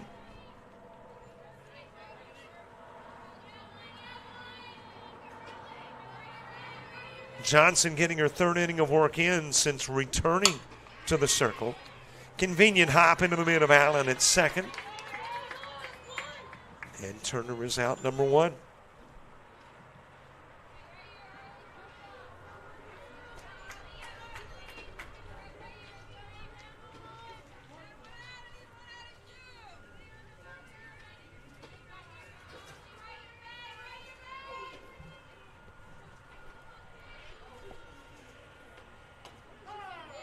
Into the strike zone to McClellan. McClellan 2 for 4 as well. Has struck out, ground out, and singled twice, scored twice too. Sends that one to right field, but right to the right fielder, Madison Freeman.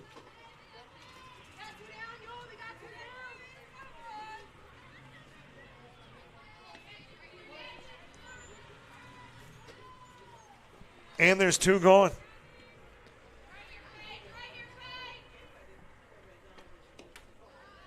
Into the dirt with the opening pitch to Paige Berry.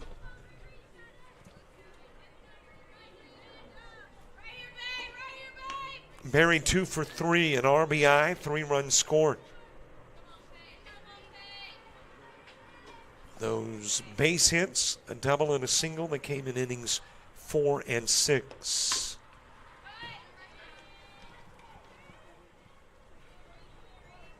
Allen, Watley, and Freeman in the bottom of the 7th for the Coyotes.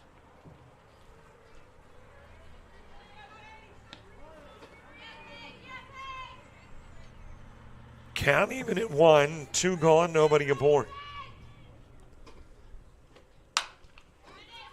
Around the 3rd, that's foul. And Barry will return to the plate and await a 1-2 offering.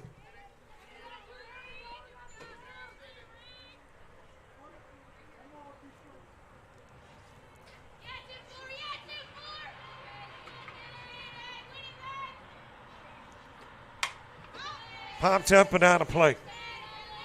Over towards the parking lot, as a matter of fact. I guess not that close, but in the direction of a black van, which is near and dear to my heart, which can attract soft and baseballs. Popped up on the infield. And coming over from first to make the catch is JockJive Williams.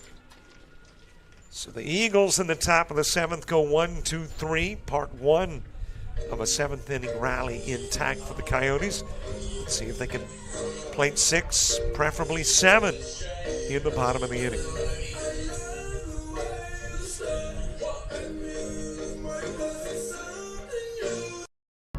When you're starting something new, it's never easy. You're going to make mistakes. You'll doubt yourself. But you're in a place that wants you to succeed, thrive. And soon, it will just start to feel right. Suddenly, you'll get it. Your fear will turn to confidence. First-time tasks become second nature. And what seemed impossible is right in front of your eyes. Because once the light bulb goes on, there's no turning back. You may wonder how you got here, and be glad you did. That's Coastal Alabama. This is where you'll thrive.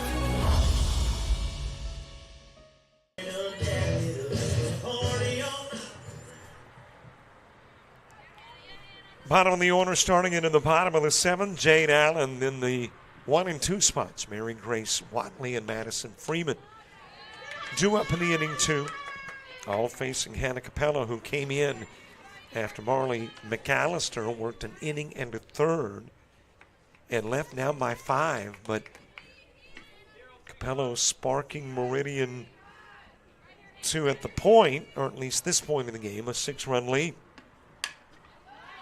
Found back this way and out of play by Allen.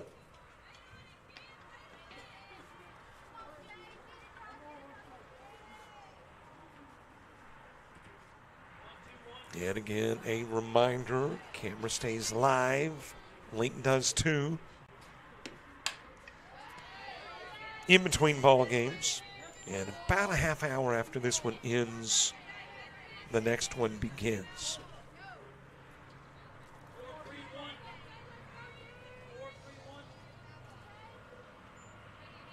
Jade Allen, 1 for 3 in the game. A strikeout, a fly out, and a single.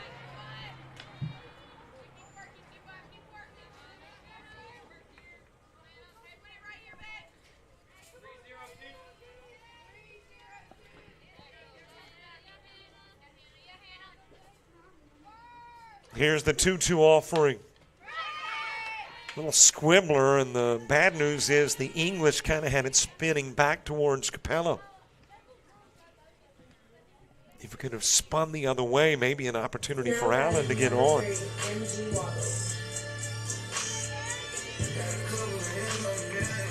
Back to the top of the order, Mary Grace Watley to the plate.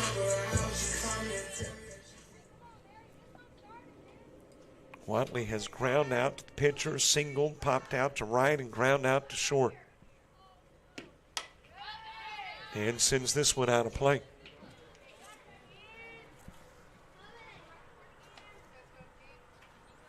And don't forget to subscribe to our YouTube channel. Trying to get to 6,000 subscribers by the end of the month. And I think we are about 170-ish away. So if you haven't already subscribed, we'd love it if you did or would. Got a little community, trying to grow it into a big community of subscribers. 1-2 on Watley.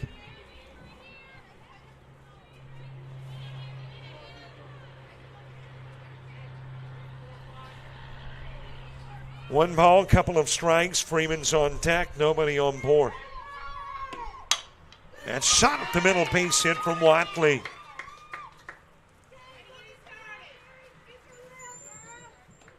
Now batting number 9, Madison Freeman.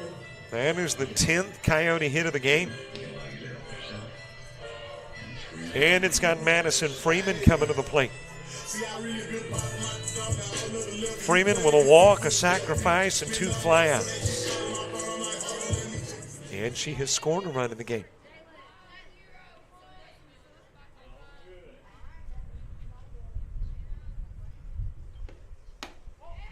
Outside with a pitch to Freeman, Jordan Avera on deck.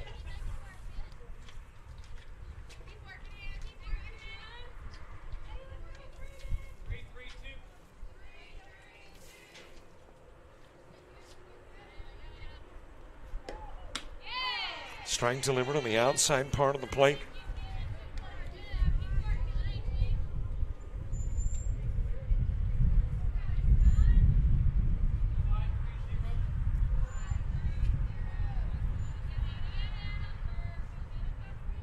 One offering. It is a base wrap into right field. Back-to-back base hits. Coyotes with a couple of base runners on here in the bottom of the 7th. Now batting number 23, Izzy Graves. And a pinch hitter coming in for Jordan Avera.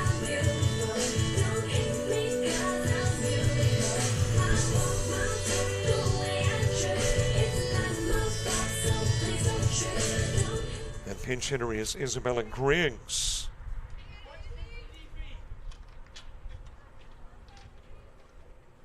So Griggs hitting for Avera. Avera had gone 1 for 3. And Griggs will come in with a couple of base runners on after back-to-back singles from Freeman and Watley.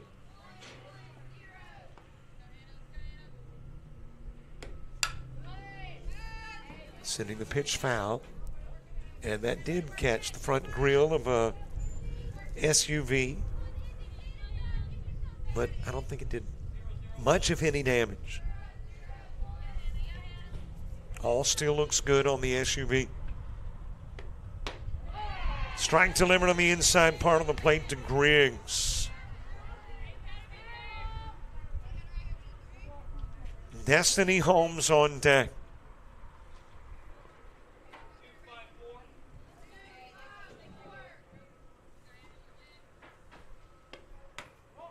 Just a little bit outside. Game creeping up on 2 hours. Of course, we got a little early start. So we got a little extra wiggle room as a result. Slated for a 12 o'clock first pitch. Had him out at 11:53 first pitch.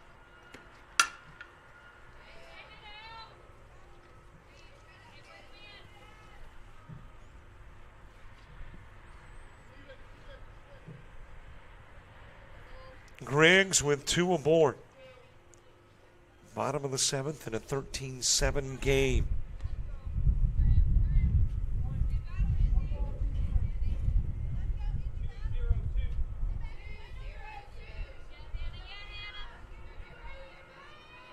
Here's the 1-2 pitch. Just a little bit high. Griggs able to lay off of the toss.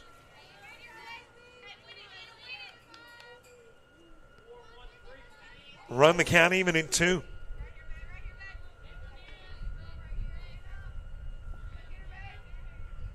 Two balls, 2 strikes.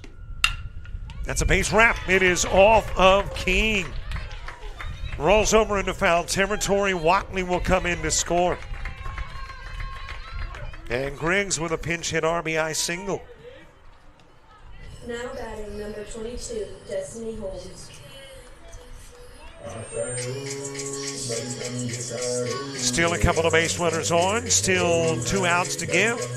Destiny Holmes to the plate. Holmes with a double, reached on an error, singled and popped out to left field. 2 for 4 in the game, scoring 3 runs.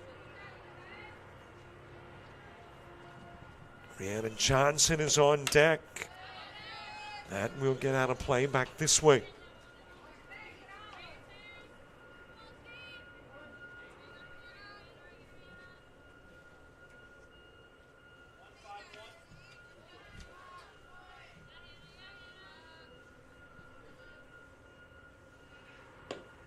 Just a little bit tall. Destiny Holmes a double that drove in a run and scored 1 in the first. She drove in Madison Freeman, then reached on an error and came in and scored in the second. Single and eventually scored in the fourth. Right back up the middle. That's off Capello, and it will be an infield single that loads it up for the Coyotes. Now batting number 7, Brianna Johnson. And that's got Coach out of the dugout to have a conversation with Capello.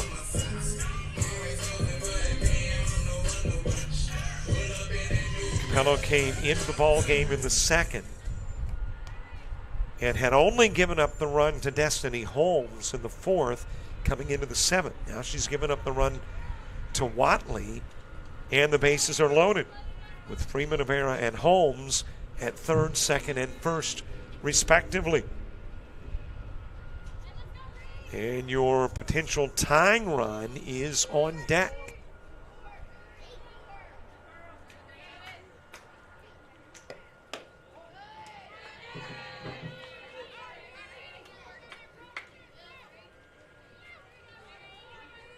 Brianna Johnson, 1 for 2.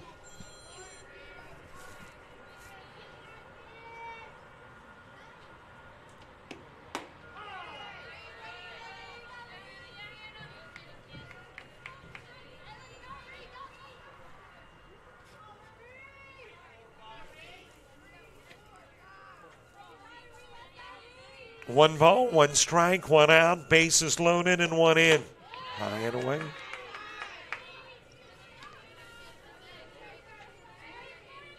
Mid pitch coming from Capello. Alyssa Holmes is on deck.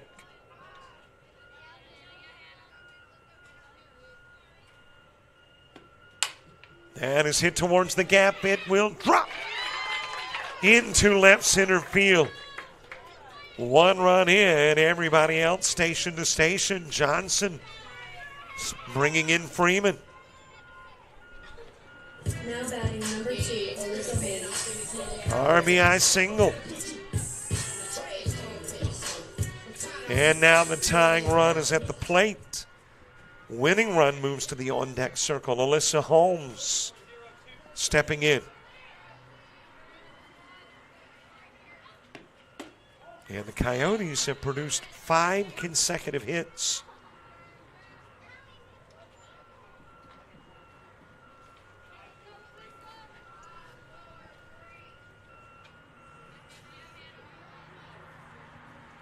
Holmes, 2 walks, 2 hits. On the outside part of the plate with the pitch.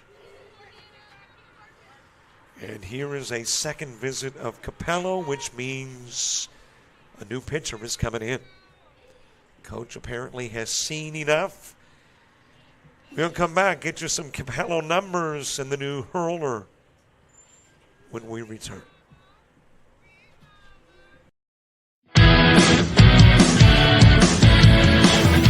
Frustrated. She's having trouble with her defensive player. Look at this sweet pass behind the back for 2 on the assist. And that one is hit on a rope to center field. Watch that one. And it is, oh, what a great diving catch by the center field.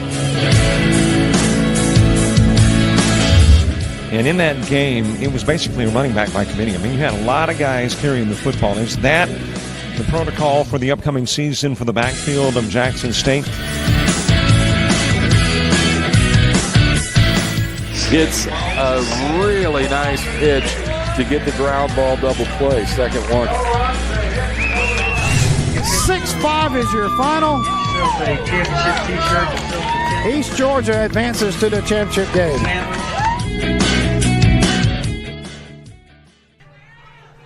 Well, Capella stays. The second visit was actually the first visit. The prior one was when Capella got hit by a slap up the middle. And coach was allowed to go out and check on the health of his pitcher. So that was officially a non-visit. The visit just made his first into the circle in the inning. So Capella will stay, as that is fouled out of play by Holmes.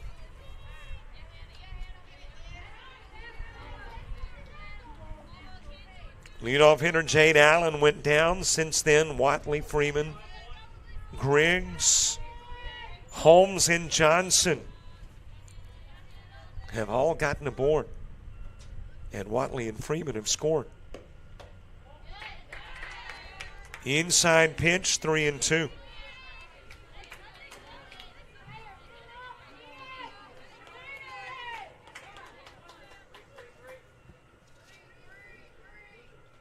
Here is the payoff pitch. Holmes awaits. All loaded up. Johnson, Holmes, and Griggs. There is a swing and miss and a big out of Holmes. Now batting number 20, JockJive Williams. 2 gone for JockJive Williams. Williams got hit by a pitch in the first, sacrificed in the second, singled in the fourth, popped out to center field in the sixth.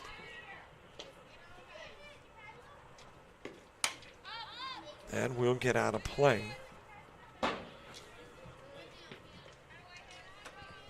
Well, I see that the AD of the Coastals, Daniel Head, is here. Watching softball now. I'm sure he's going to hang around for that big basketball matchup tonight.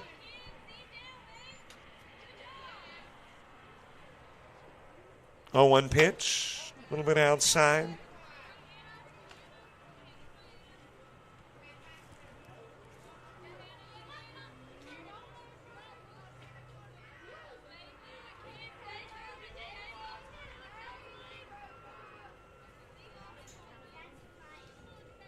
One ball, 1 strike. JockJive Williams floats this one to short, and the catch will be made by Briggs. And that will bring it into game number 1 at 2:01, which means about a 2:31 start time for the nightcap. As we take a look at your final numbers in the opening game. Total of 15 hits, 10 stranded by Meridian College. They will commit a single error. And their runs come this way. 1 run in the second, 4 in the fourth, 5 in the fifth, 3 runs in the sixth. And did I mention they leave 10 on? Coyotes will pick up a total of 14 hits. They will leave 13 stranded. And their runs came this way. 3 in the first, 3 in the second, a run in the fourth, and picked up a couple of runs in the seventh. And there is your final score. They did commit 3 errors as well. It is a final 13-9, Meridian College winning the first of 2. 9 cap, roughly 2:31. That could vary, but typically about a half hour in between. So we will see you then. The link stays live and the camera on. And game 2 is a half hour from now.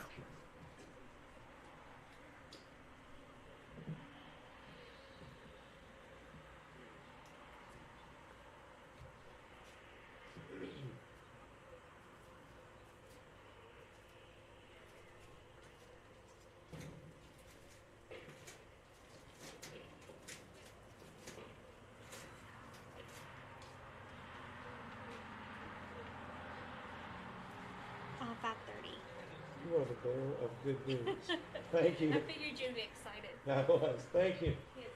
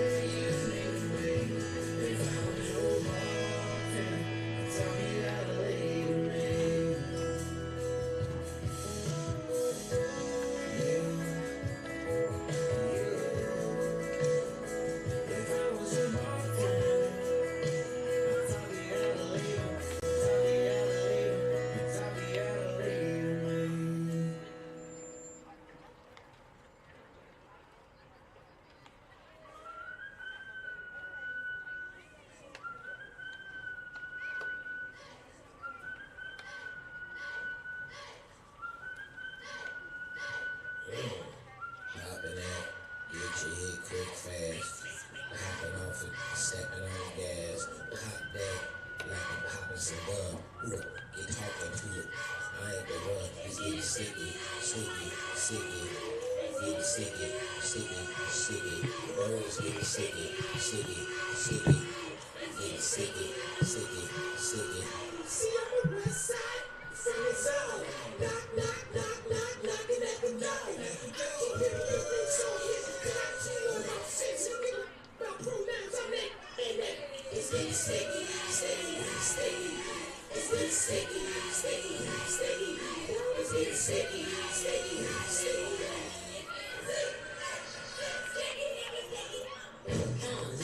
Step very Wrong thing, motion. I be getting clip. Stimulate. You say this one. I don't get too deep. Trying to scrap the foot. I'm looking at you.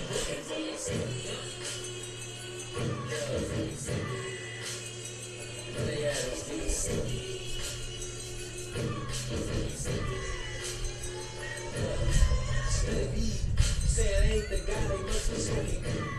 Always talk about potential. I am the better me. Jack of all trades. Name it. Who ahead of me must be God instead of me. It's getting sticky. Yo, it's getting sticky.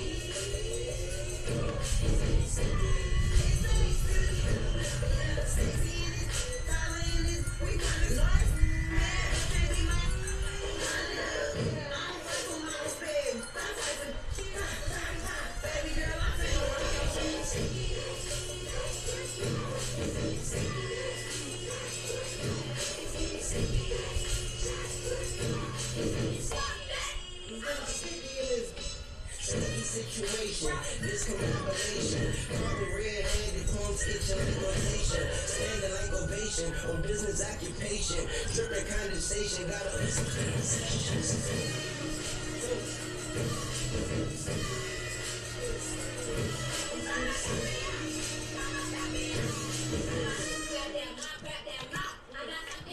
better find the moppers, get sticky in it.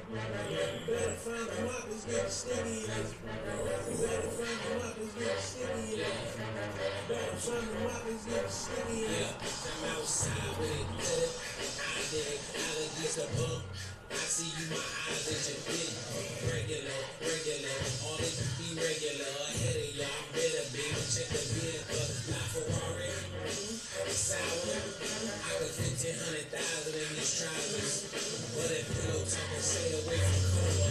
My whole record out of who I wanna. Okay, big stomach through your town. All the Bob, no, just go it down. That's a bit, take the sex, my face, break my neck. Now, who's swinging like check? They ain't about hitting everything that's in my way. What they talk about, I've been getting off like holiday, man, put some paper out. Compare bank accounts, do it V, say my name, we ain't worth the same amount. Better find the moppers, get sticky in it. Better find the moppers, get sticky in it. Better find the moppers, get sticky in it. Better find the moppers, get sticky in it. Better find the moppers, get sticky in it. Better find the moppers, get sticky in it. Better find the moppers, get sticky in it. Better find the moppers, getting sticky in it. Sticky, sticky.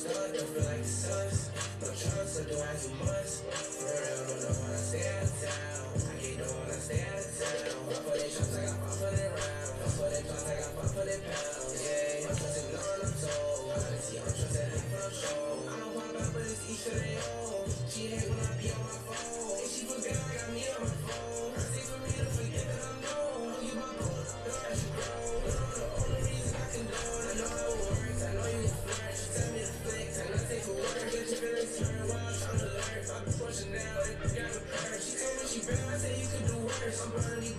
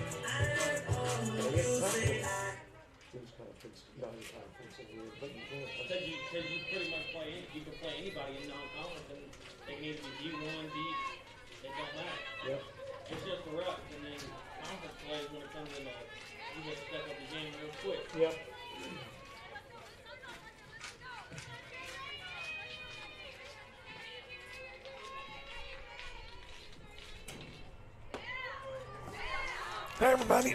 Hi, everybody. Wow, had my voice decided, you know what, let me take the game off. I've been having these voice issues for about 3 months now, but I think in this particular case, what helped it along was a delicious homemade egg roll. And a friend that makes egg rolls, and I tried to scarf one down in between games. and just wrapped it up. And that's what I'm going to use as my logic for no voice. Laney Briggs starting it off for Meridian. Mary Kwambe is batting in the 2 spot. Reagan King hitting 3rd. Hannah Buckley 4th. Ollie Lofton in the 5 hole. Ramaya Price batting 6th. Arlie McClellan 7th. Paige Berry is the 8 hitter, and Julie Amacher is the 9 guy. That is popped up back this direction into the stands and out of play.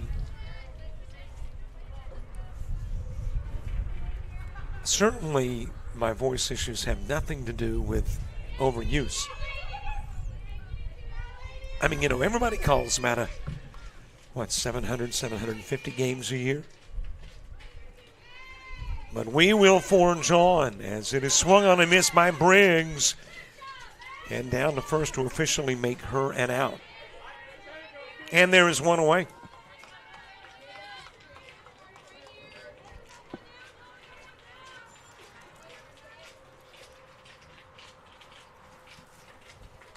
Taking a look at the defense for the Coyotes. Lydia Brewer is in the circle. Behind the plate, Jacqueline Williams, the first baseman, Destiny Holmes. At second, Mary Grace Watley, as that one right on cue is sent to Watley. And Kwame is out number 2.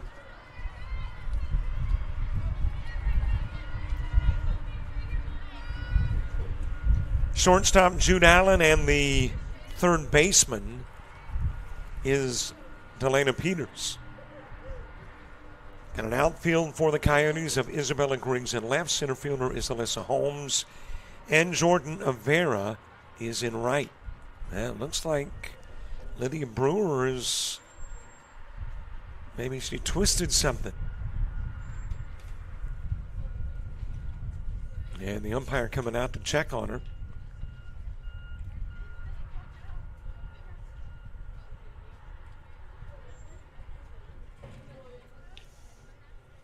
Well, I mentioned earlier, it's good to even see the younger. I mean, not good, you don't want them to be hurt. But I can step off the porch and be crippled for a week. So good to see that you can be young and still make those awkward steps, but apparently okay. And Brewer stays in and delivers the pitch to Reagan King. By the way, too, we've got confirmation that tonight's first game in basketball is slated for a 5:30 start. Not a 5, but a 5:30. If you go to the ACCC website, it says the ladies at 5, the men at 7. But that is a 5:30 ladies game and a 7:30 men's contest.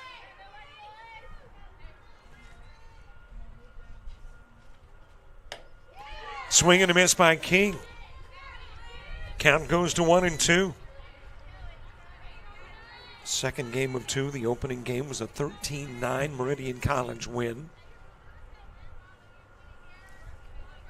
And the Coyotes trying to split the twin bill, pick up their second win of the year. And the one other official note is that tomorrow the game against Baton Rouge will be here, not there. And it'll be a 1 o'clock first pitch. Popped up to the right side. And coming in from right field is Avera to make the catch. Eagles went 1-2-3 in the top of the first in the opening game. Same in game number 2. We head to the bottom of the inning on JockJive.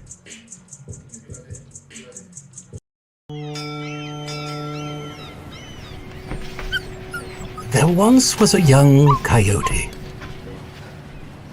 You're fired.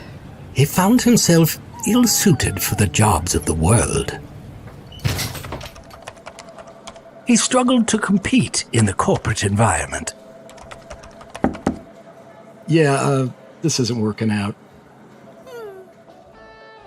And failed at the simplest of tasks. I think I'm going to have to let you go. No matter how hard he tried, his coyote hands were just not meant for regular jobs. That guy is fired. Until one day, when he was hired for the perfect job. To become a mascot.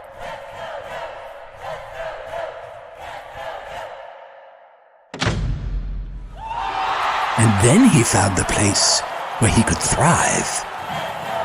Find the place where you thrive at Coastal Alabama Community College.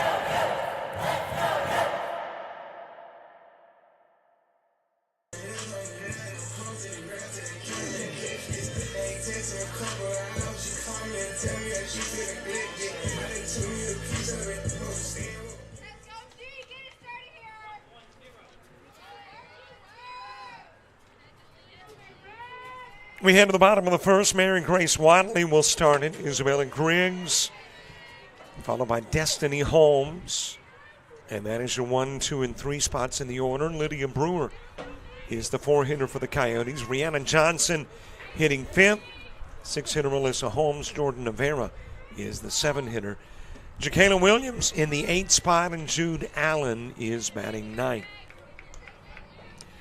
Julie Amacher getting the start in the circle for Meridian College. We saw Amacher come in as a pinch hitter in the 6th inning of the first game, and she picked up an RBI single. Floated towards right field, and there the catch will be made by Ramaya Price. Now batting number 23, Izzy Griggs. One away for Isabella Griggs.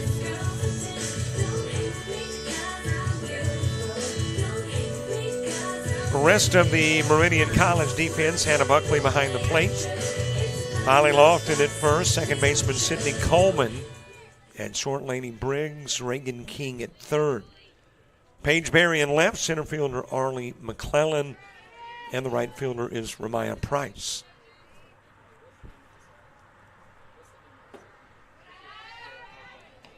Griggs and Holmes.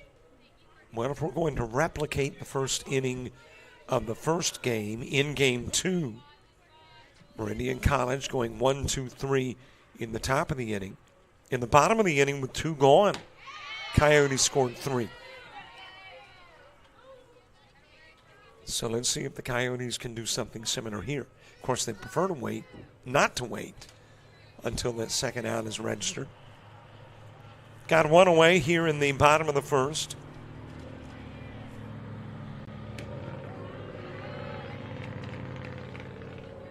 Inside with a pitch, 2-1. Well, now you see that little different center field look. That's where I typically like to have it. In game 1 didn't because they were cutting grass out near the road. Got a major highway right behind the diamond. In the center field, tracked down by McClellan. Of course, the only thing that worries me about having all that gear about 6 or 8 feet off the road is somebody deciding they might want a camera and a few tripods and some wireless stuff and a battery pack.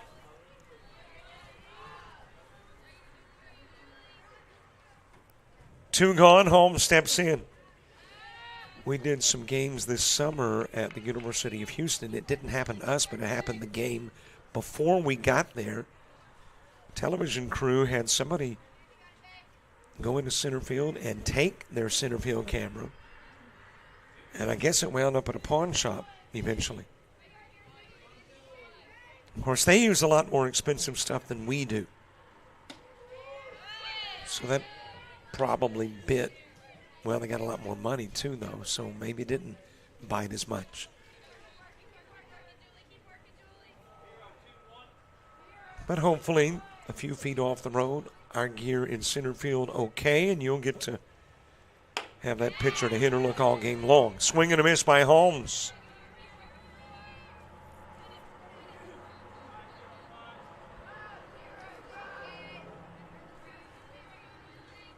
One ball, couple of strikes.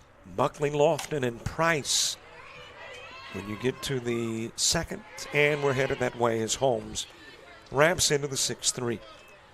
3 up, 3 down in the top and bottom part of the inning. We head to the second on JockJive.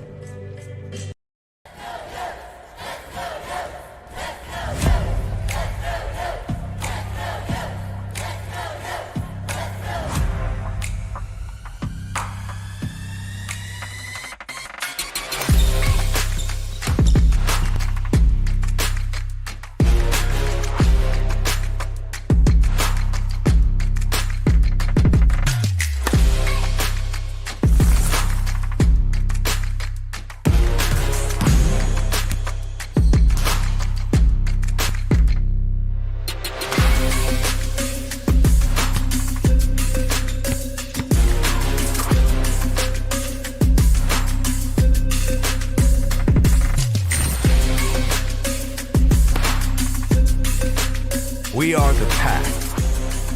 We are Coyotes. We are Coastal Alabama. This is where you'll thrive.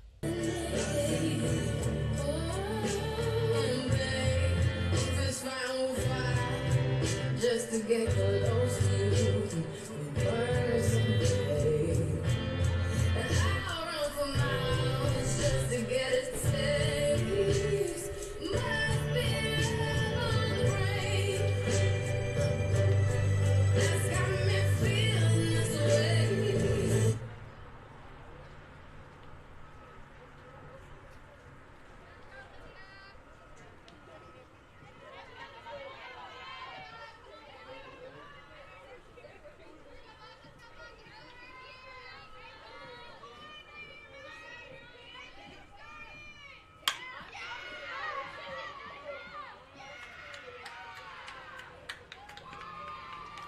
Leadoff Hannah Buckley base hit to begin the second into left field. And Meridian College with a base runner on for Ollie Lofton.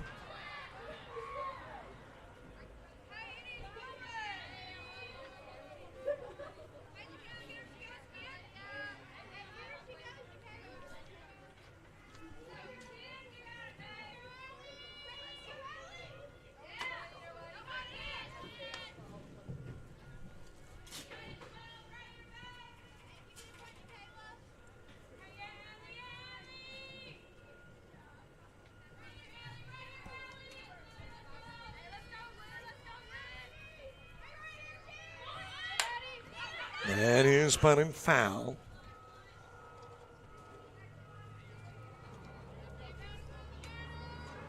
Ollie Lofton with Buckley on. Ramaya Price to the on-deck circle, bottom of the second. Coyotes will send Brewer, Johnson, and Holmes to the plate.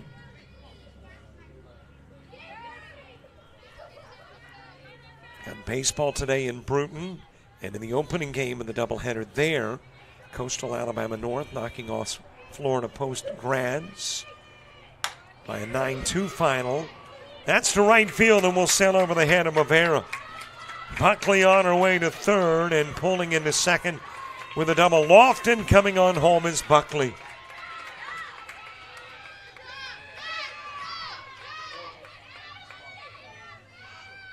So an RBI Buckley double. Ramaya Price to the plate.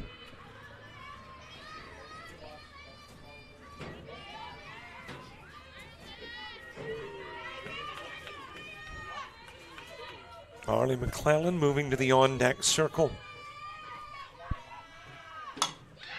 Popped up in the direction of center field, and there to make the catch is Alyssa Holmes. Lofton will hold, and there is one away.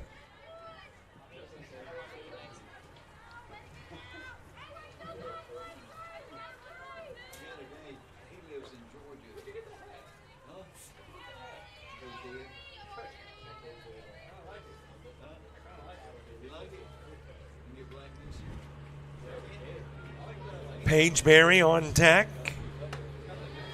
Brewer pitch just a little bit high and away.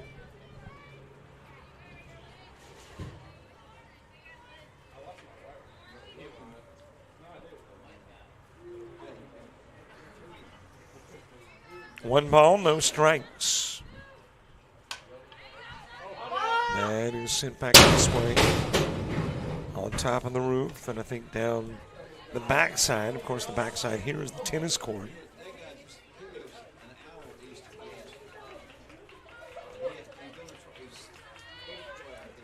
Count even in 1. McClellan in the opening game, a couple of base hits and a couple of runs scored. And is rolled to the plate by Brewer.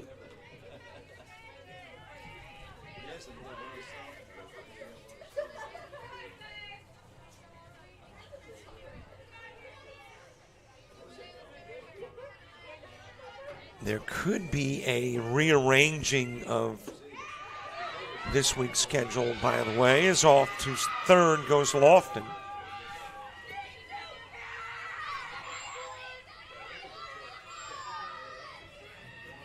I am seeing that there is rain in the forecast, and Saturday's outdoor sports may suffer as a result.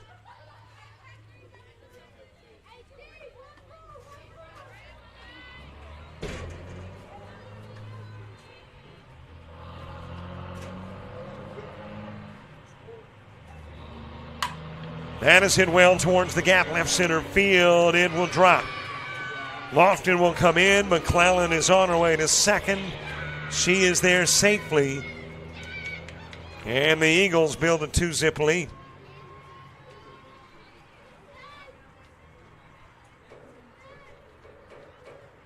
So McClellan with an RBI double.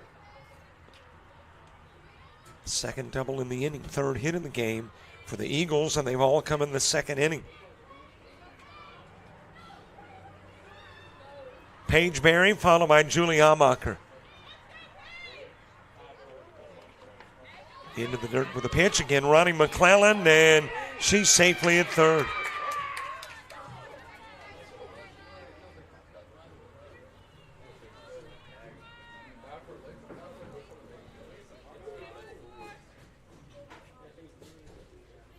So a base runner at third.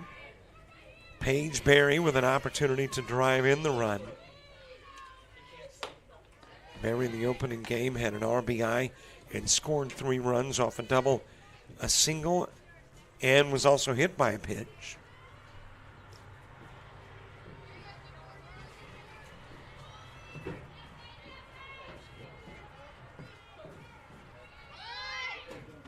Showing punt. Pulling back in the pitch out of the zone, 2-1. Brewer, Johnson, and Holmes in the bottom part of the second. Monroeville, Alabama.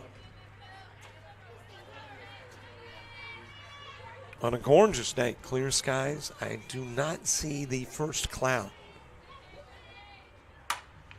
That's hit to left field.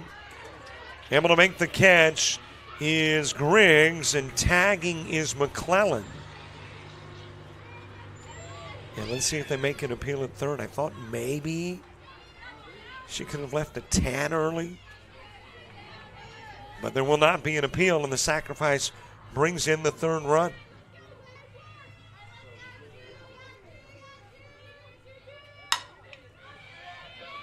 That is a seeing eye single from Julie Amacher.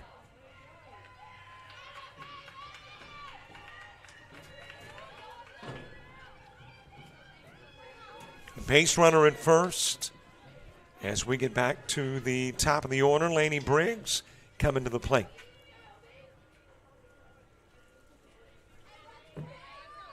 Mary Kwame to the on-deck circle. Movement outside with a pitch to Briggs. We started the opening game with 50 degrees. And we get game number 2 underway with 54. As that one is sent out of play.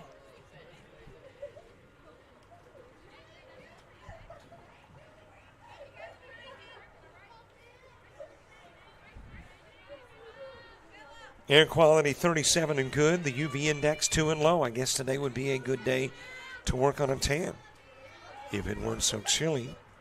Winds out of the north at 6, gusting to 9.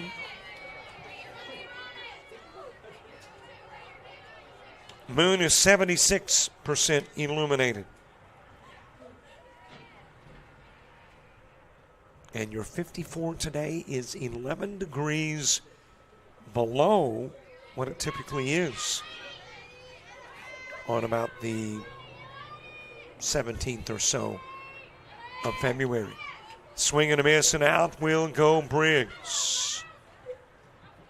And that should be the third out of the inning. And it is. 3 runs played, 1 runner stranded, 1.5 done. It's the Eagles by 3.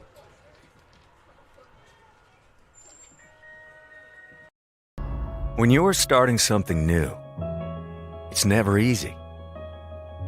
You're going to make mistakes. You'll doubt yourself.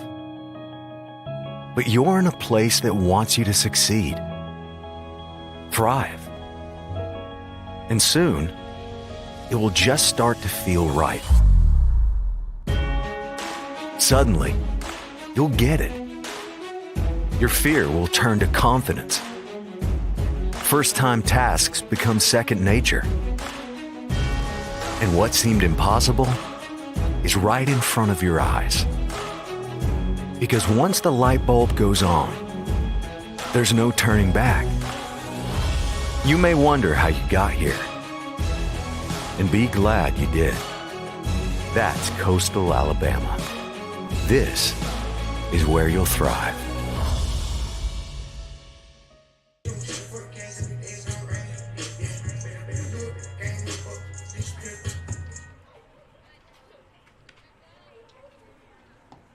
Now batting number 18, Lydia Brewer.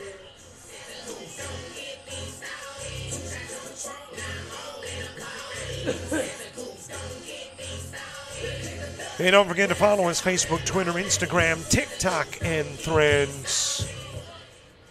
And we'll keep you updated on everything that's going on with us, where we are headed next, and more. Swing and a miss by Lydia Brewer as we get the bottom of the second underway. I was sitting here thinking during the timeout, wasn't it like Friday, maybe Thursday of last week, when we were 22 degrees above normal for this time of year? And now we're 11 degrees below normal for this time of year. What a swing over the course of just a few days. Popped up behind the plate and caught by Buckley.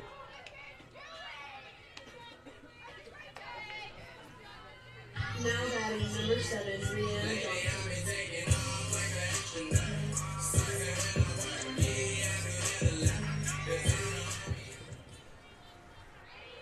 One gone for Rhiannon Johnson. That opening ball game between these two featured a total of 29 hits, 15 by Meridian. As Johnson, I guess, was hit. I didn't see the official send her.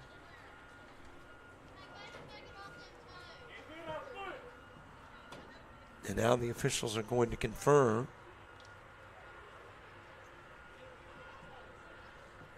And let's take a really slowed down look at the replay and see if we can confirm. Sure looked like it got her toe. And the officials, after conferring, agree.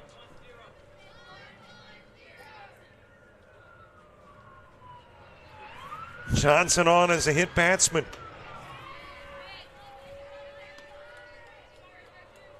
Well, there's something happening nearby. Police came by at a fairly fast rate of speed. Of course, that could be Mandy Armstrong. Ladies basketball coach is also the police chief here in Monroeville. Man, you talk about an interesting job.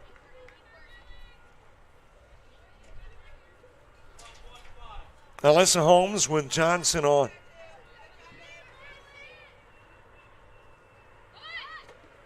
Wanted to bunt, thought it was a little high. Lays off, and it indeed winds up out of the strike zone. 2-1 on Holmes. Jordan Avera on deck.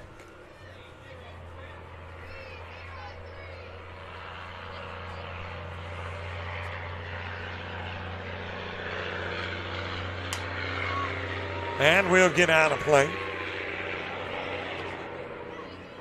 And as you can tell, we are sitting right off a major highway. A lot of activity today.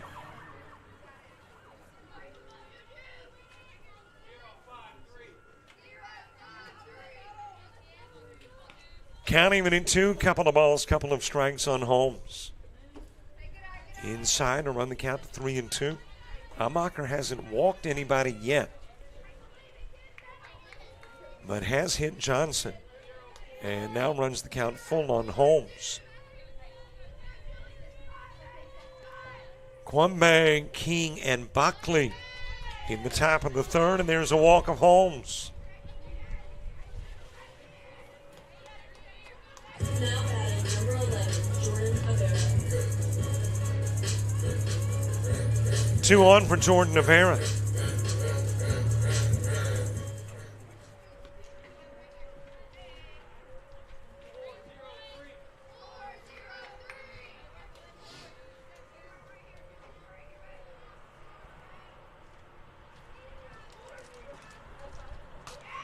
Swing and a miss by Avera.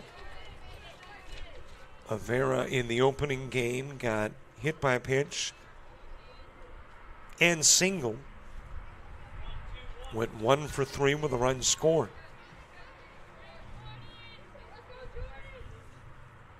Showing bunt, and bunt's foul. Trying to move both runners over and get them both into scoring position.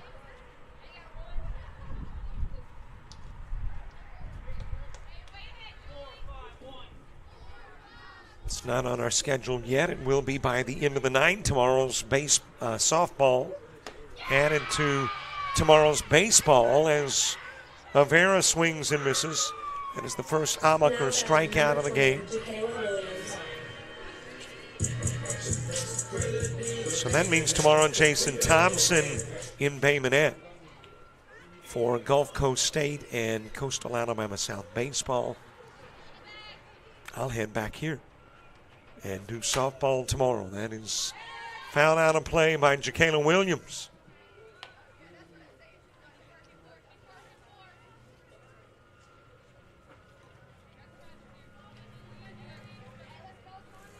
Wednesday, we're doing a site review of the University of Alabama Huntsville. That is where the D1 ACCC tournament takes place in about 2 weeks or so.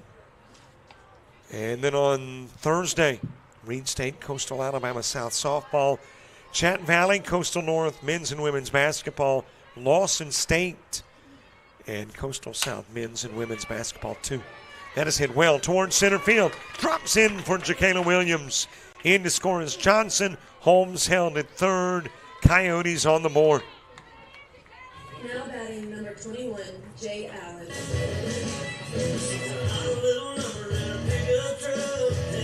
Williams with an RBI double. Standing at second, Johnson in, Holmes at third.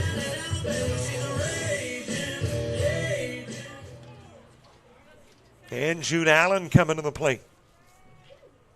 Mary Grace Watley to the on-deck circle.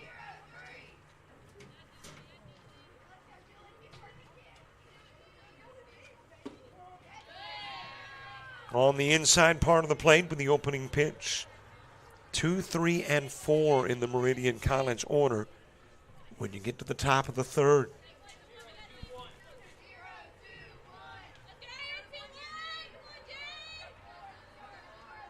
Oh, 1 pitch. Just a little bit outside.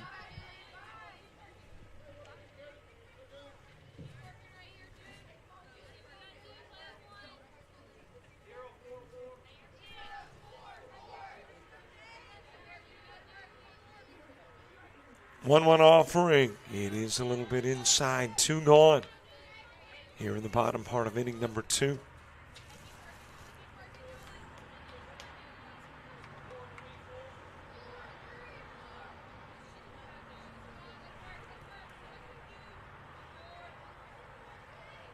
2-1 pitch. And the count evens 2 each. Couple of balls, couple of strikes.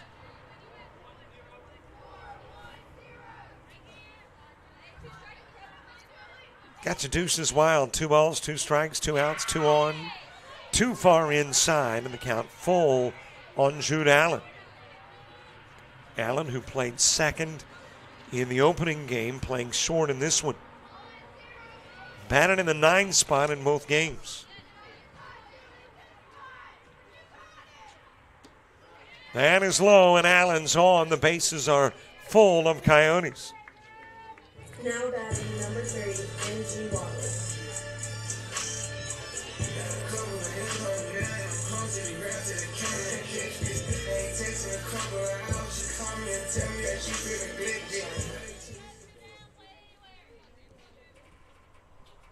Back to the top of the order, Mary Grace Watley, who popped out to right field, steps in.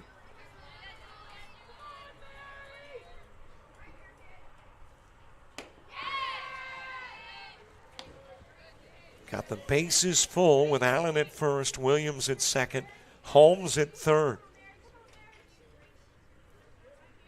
Go ahead, run aboard here in the bottom of inning number 2. Opening game took about 2 hours to complete. That is hit towards left center field, drops in. In will come Holmes. Williams motoring home too. All the way to second goes Watley, and it clears the base path. And the Coyotes will take a 1-run lead. Now batting number 23, Izzy Graves.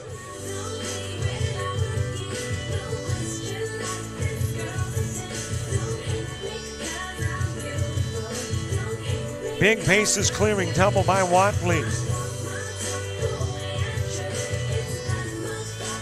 Coyotes with a 4-3 lead. And Isabella Griggs stepping in. Griggs with a fly out to center field.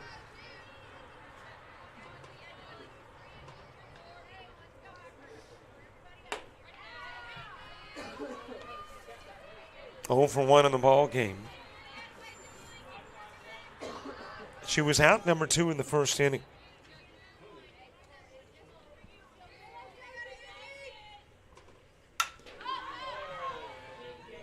Lifted to shallow left, back onto the grass goes Briggs to make the catch, and Griggs flies out to Briggs. But 4 runs plate, and the Coyotes will take a 1-run lead into the top of the 3rd.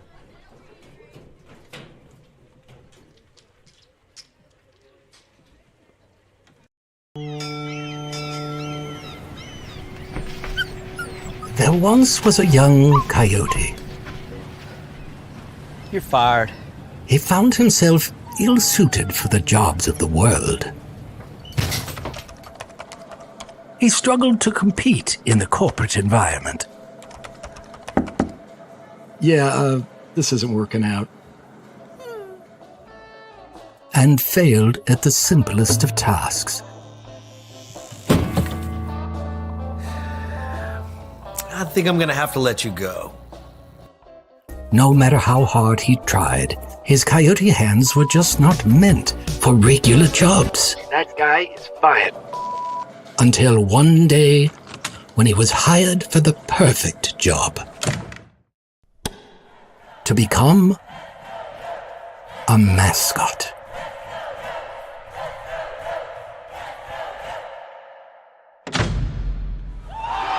And then he found the place where he could thrive. Find the place where you thrive at Coastal Alabama Community College.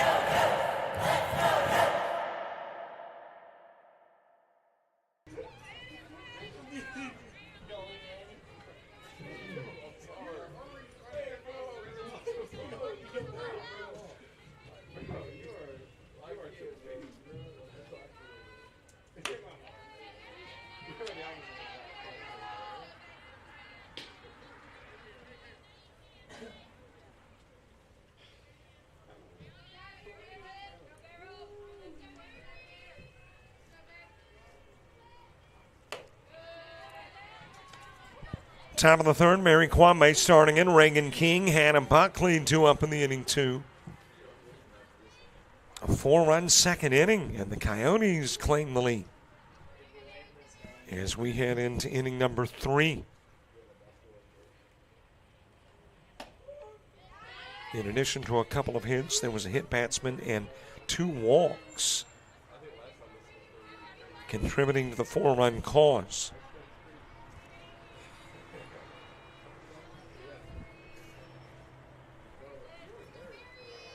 Mary Kwame with a fly out the second and prior at bat.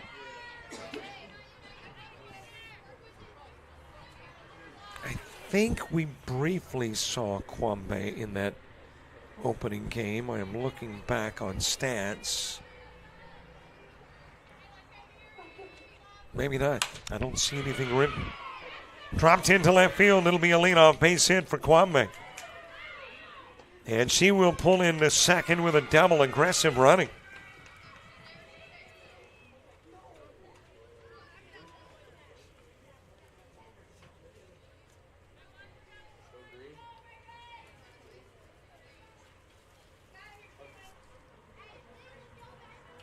So a base runner on. Meridian College has had a knack today for getting leadoff aboard.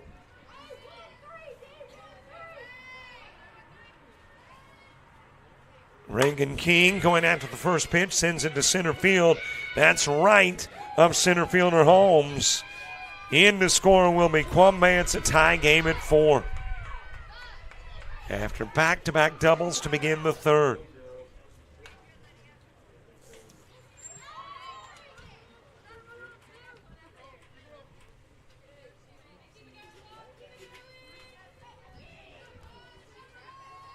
And now the potential go-ahead run in scoring position with nobody gone. That is hit number 6 in the game. And of the 6 Meridian base hits, 4 have been doubles.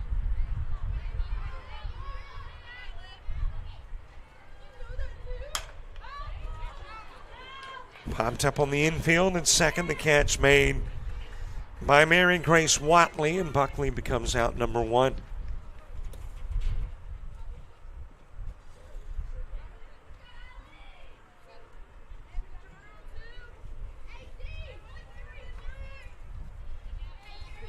One out for Ollie Lofton. Lofton with a double and a run scored in the second. Strike delivered on the inside part of the plate from Brewer.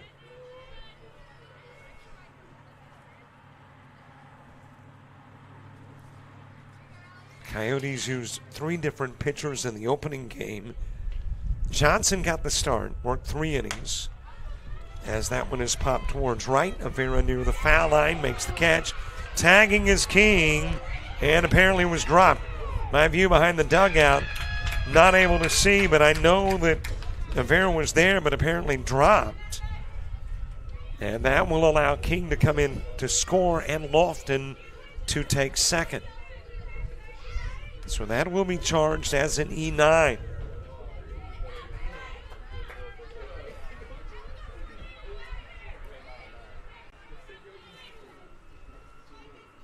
Ramaya Price. First pitch into the zone to Price.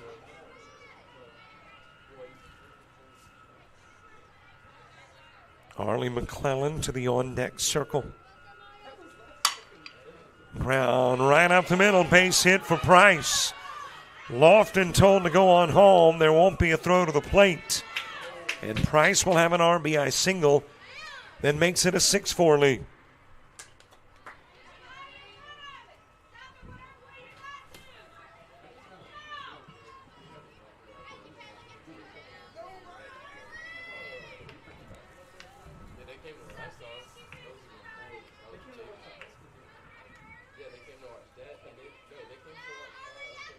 Arlie McClellan with a double her prior at bat, and this one will sail over the head of Holmes. Holmes broke towards the plate and misread the shot.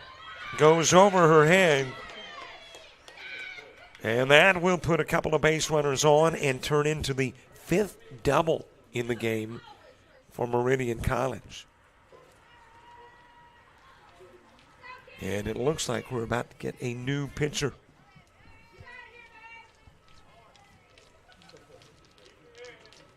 At least we're getting a new player. And I'm making the assumption she's headed to the circle with a couple of base runners on and 3 runs in here in the top part of inning number 3. With Holmes, Brewer, and Johnson due up when you get to the home half of the inning.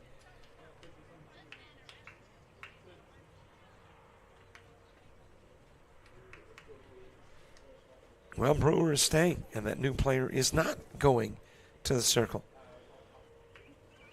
That misread in center field cost Holmes. She's coming out of the game.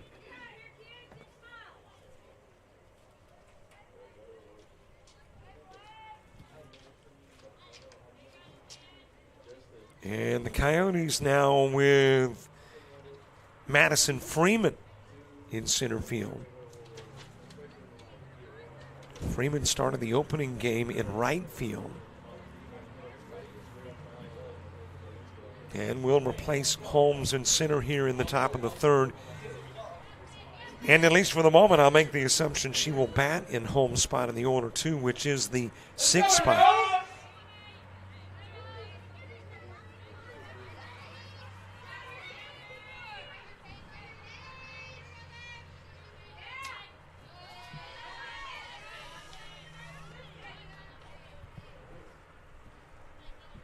Paige Berry with a couple of Eagles in scoring position.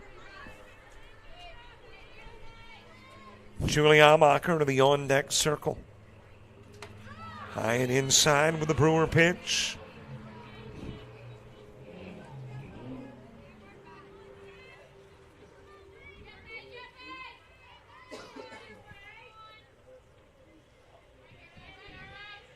Berry picked up an RBI on a sac fly to left field in the 2nd inning.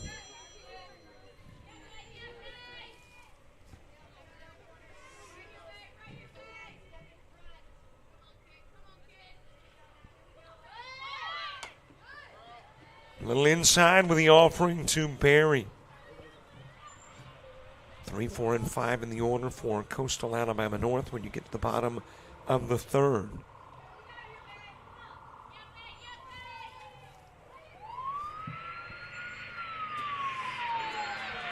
Swing and miss by Berry.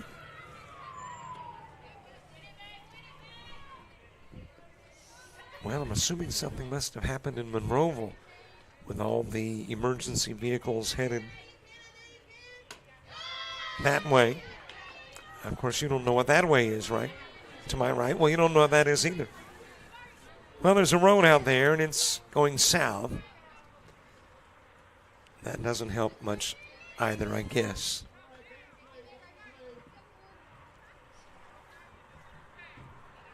Bases loaded after the walk of Berry. Julie Amacher to the plate. Strike delivered on the outside part. Boy, Monroeville's been busy. I think it was it Saturday I came through here? Maybe it was Saturday was a week ago. And I must have been passed by 6 or 8 emergency vehicles with sirens rolling. And there, speaking of rolling, is Price and McClellan on the Amacher base hit.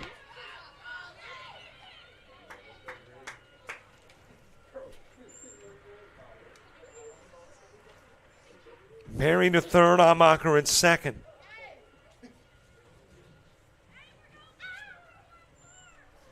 And 2 more runs in with still 1 away.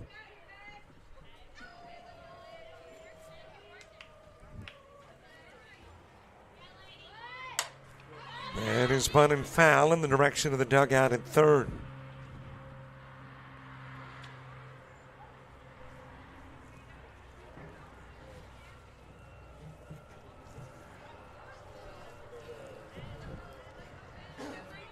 Top of the order, Laney Briggs hitting. Got a couple of base runners in scoring position. Briggs, the 9th Eagle to come to the plate in the 3rd. Chops at 1, nothing in 2.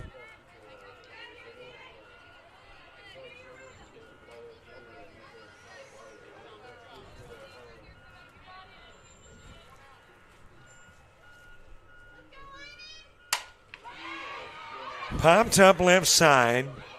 Griggs will come over, make the catch. Tagging from third, Barry.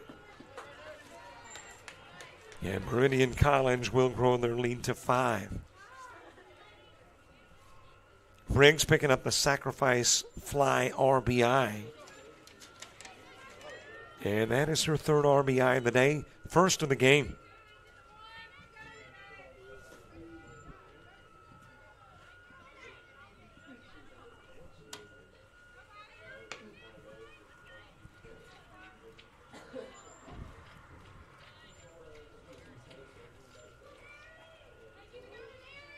Now our second look at Mary Kwame in the inning. She began the inning with a double. And now back to the plate 9 at-bats later. Kwame has popped out to second and double.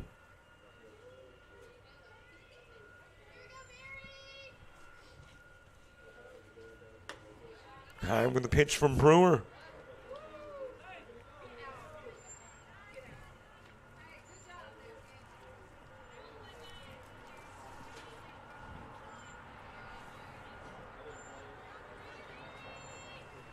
A reminder that every game on JockJive available on our premium channel. You want to go back and watch it later, you want to download it. And when you pay $25, that gives you a year's access. So for a year, you can watch any game, download it, and you can sign up on the website. Walk given to Kwame, and she will make her second trip to first in the inning.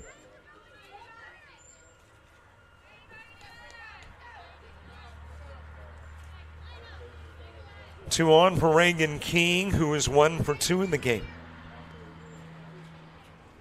Had a double, drove in a run earlier in the inning. And the first popped out to right field.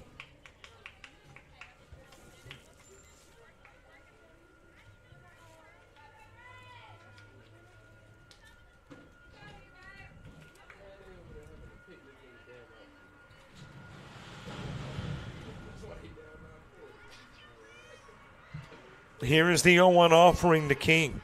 Hannah Buckley moving to the on-deck circle. Into the dirt with the pitch, and the runners advance.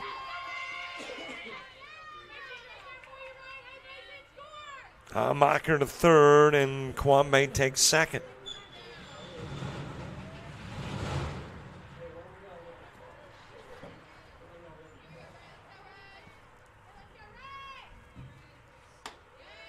A little high with a pitch to King.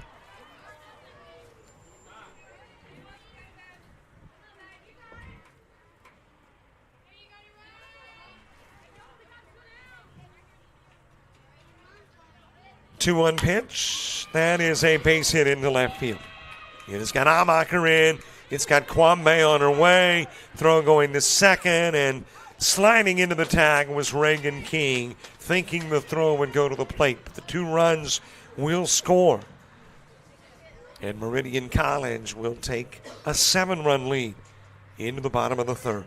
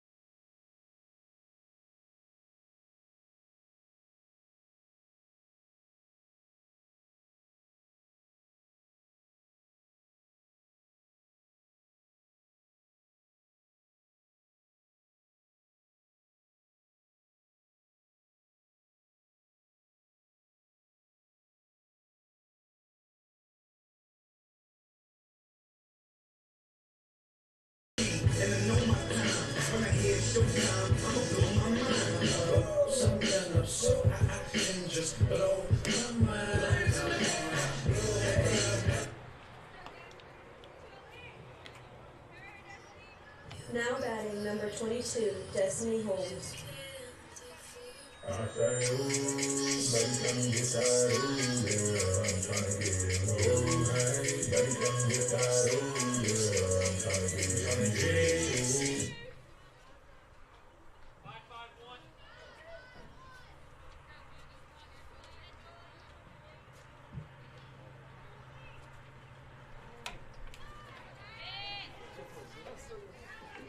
Bottom of the third, Destiny Holmes starting it. She actually ended the first by grounding into the 6-3. Lydia Brewer and Rihanna Johnson due up in the inning, too.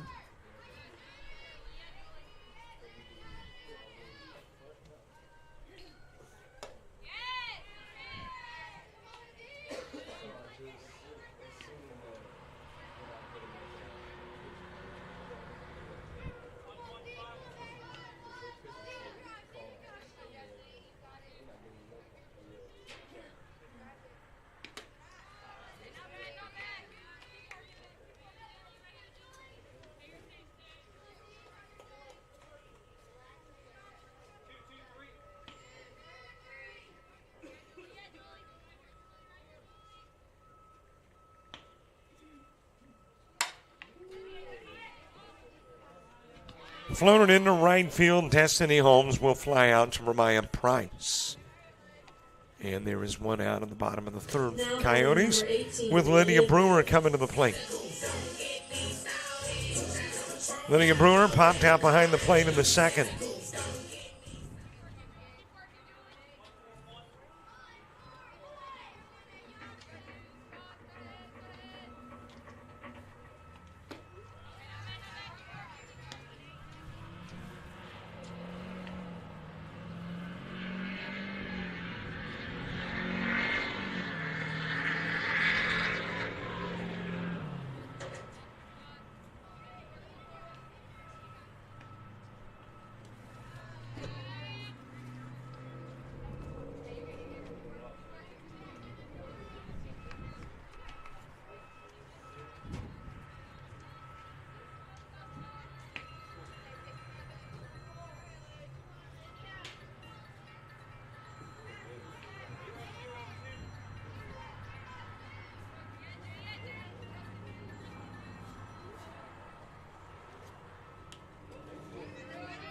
That one will take Lydia Brewer, and Brewer will walk down to first as a hit batsman. And the Coyotes with a base runner on. Now batting number 7, Rihanna Johnson. Rihanna Johnson coming to the plate. Johnson got hit by a pitch and scored in the second. Madison Freeman, I think, when she turns her back, I'll know for sure, but I've got a feeling she will come to the plate hitting for Alyssa Holmes next.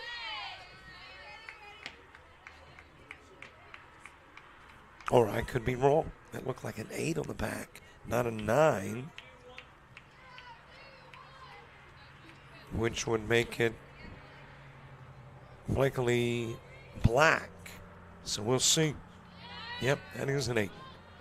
So Black will be hitting in the spot where Alyssa Holmes was previously. Madison Freeman taking center field for Holmes, but her spot in the order, at least at the moment, will be occupied by Black.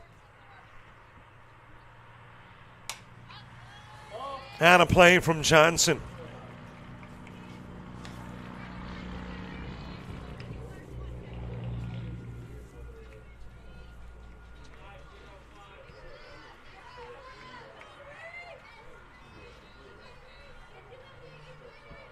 One-two pitch, floated towards center field, going to her right to make the catch is McClellan, forcing Brewer to hold it first. Now batting number 8, Blakely Black. So 2 outs for Blakely Black.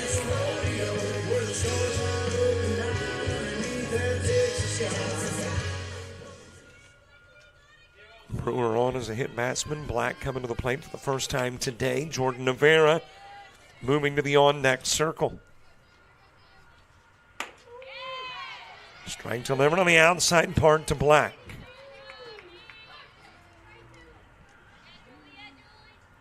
Top of the fourth, Buckley, Lofton, and Price for Meridian College.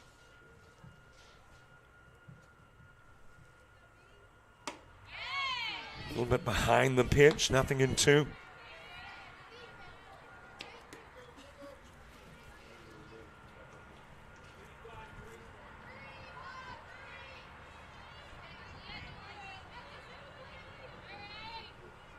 Here's the 0-2 offering, swung on and missed, and out will go Black. One runner left aboard. We are 3 innings in, and Meridian leads at 11-4.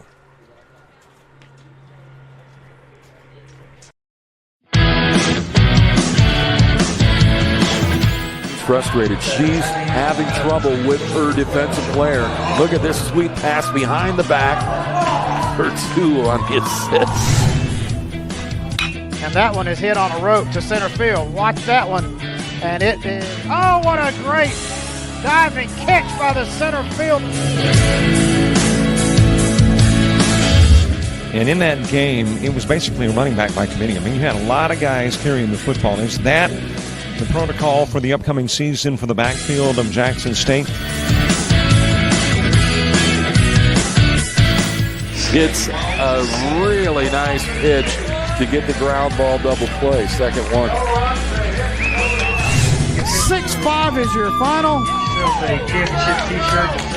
East Georgia advances to the championship game.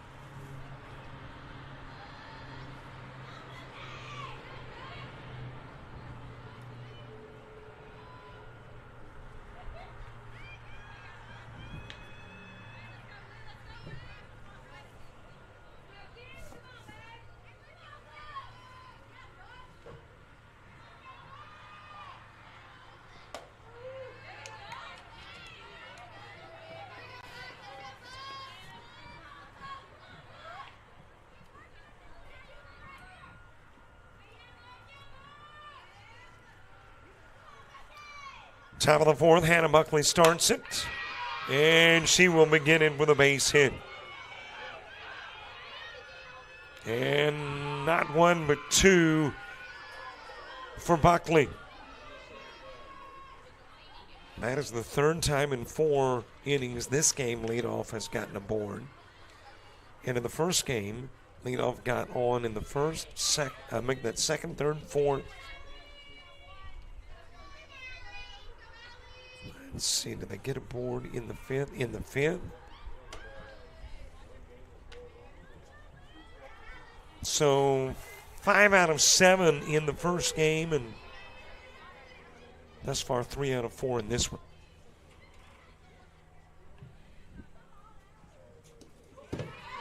And that runner, Buckley, on her way to third with the pitch into the dirt that goes to the screen.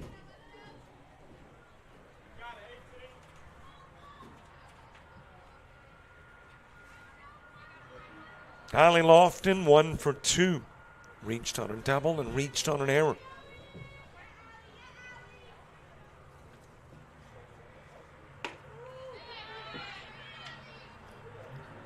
Brewer catching the outside part of the plate with the pitch, 2-1.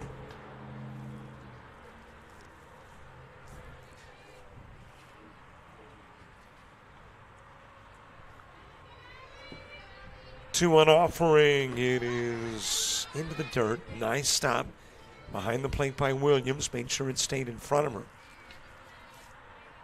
And that will keep Buckley at third.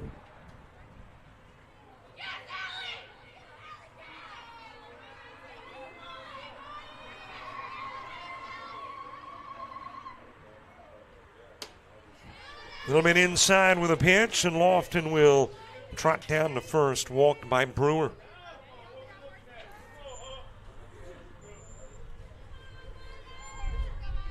So a couple of base runners on for Ramiah Price.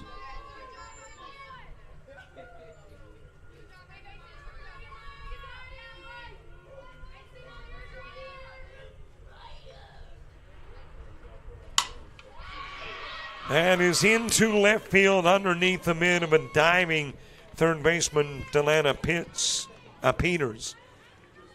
And Buckley will come in. Price will drive the run in.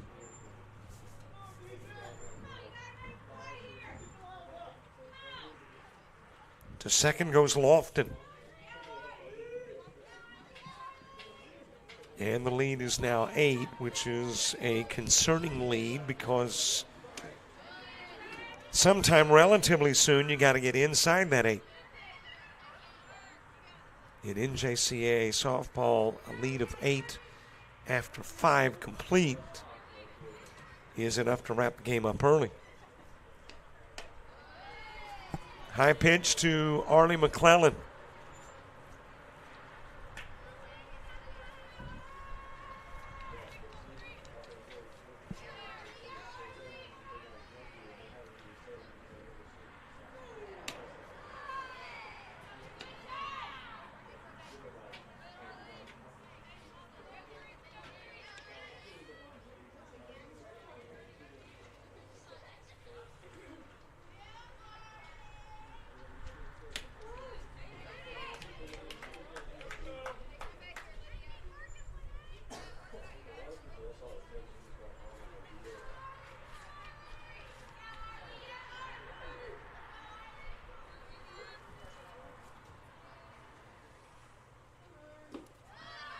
And McClellan will go to first, given a free pass. Bases are loaded up. Lofton at third, Price at second, McClellan at first.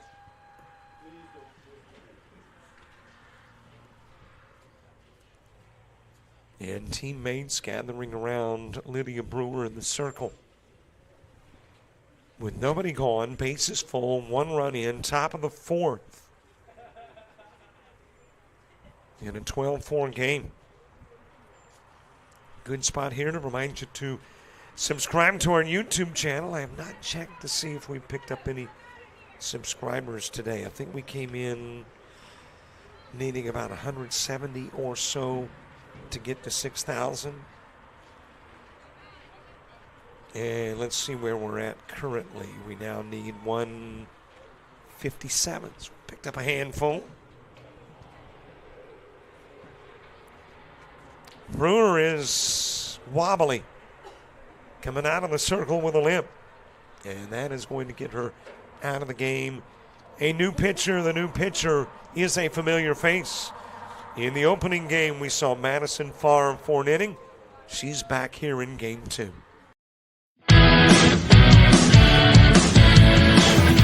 Frustrated. She's having trouble with her defensive player. Look at this sweet pass behind the back for 2 on the assist. And that one is hit on a rope to center field. Watch that one. And it is, oh, what a great diving catch by the center field. And in that game, it was basically a running back by committee. I mean, you had a lot of guys carrying the football. Is that the protocol for the upcoming season for the backfield of Jackson State? It's a really nice pitch to get the ground ball double play. Second one. 6-5 is your final. East Georgia advances to the championship game.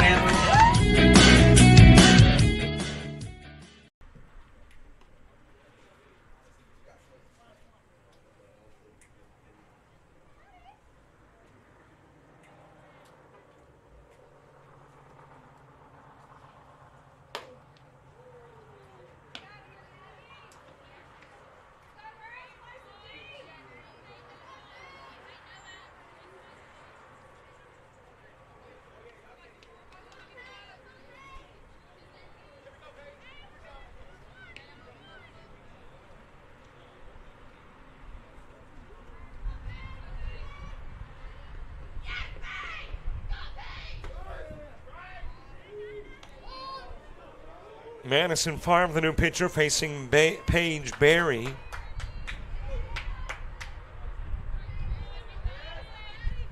As I mentioned in that opening game, as this one is sent towards left field, and over to make the catch is Griggs, tagging from third, Lofton.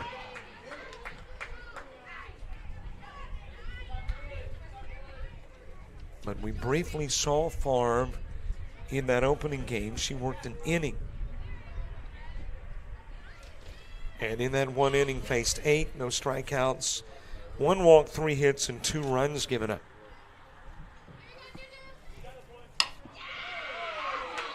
That's a base wrap into left field by Julie Amacher. Price will round third, come in. So Amacher now with 3 RBIs in the game to go along with 3 base hits.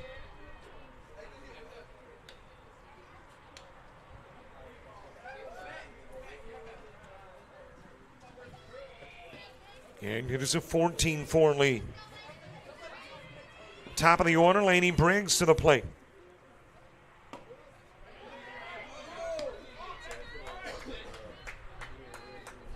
Briggs with a couple of strikeouts and a sacrifice.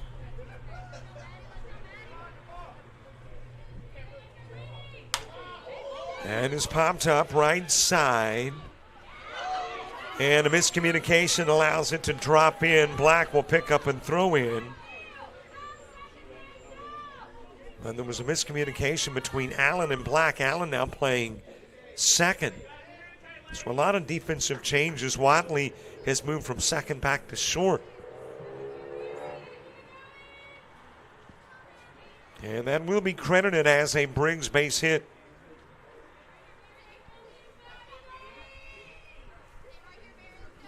And it loads things up with 1 away. Underneath the mitt of Peters at third. In to score is McClellan and Amacher. Thrown to second and tagged out Briggs. So Mary Kwame 2 RBIs. But Briggs tagged out trying to get back to second.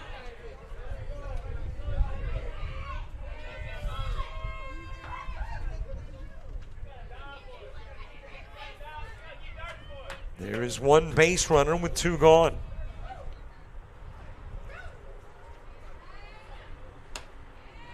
Little high with a pitch to Reagan King. King has popped out, doubled, and singled 2 for 3.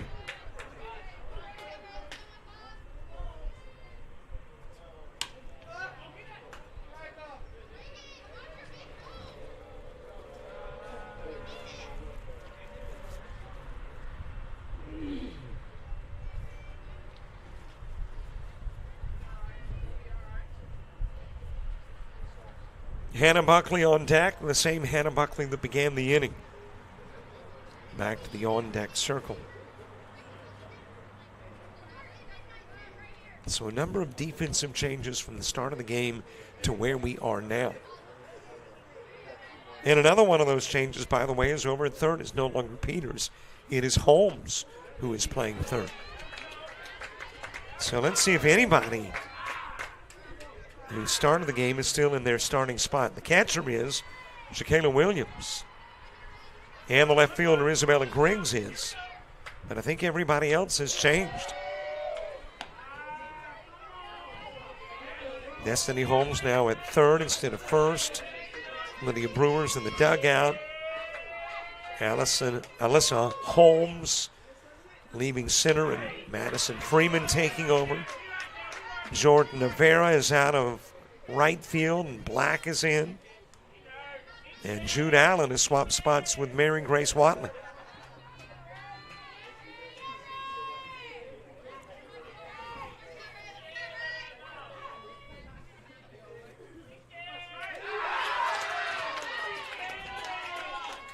Able to get a piece of it.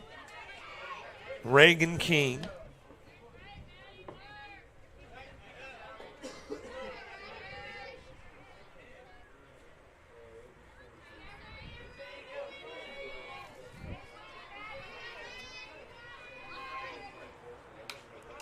Another one fouled back. And the count stays at 2-2.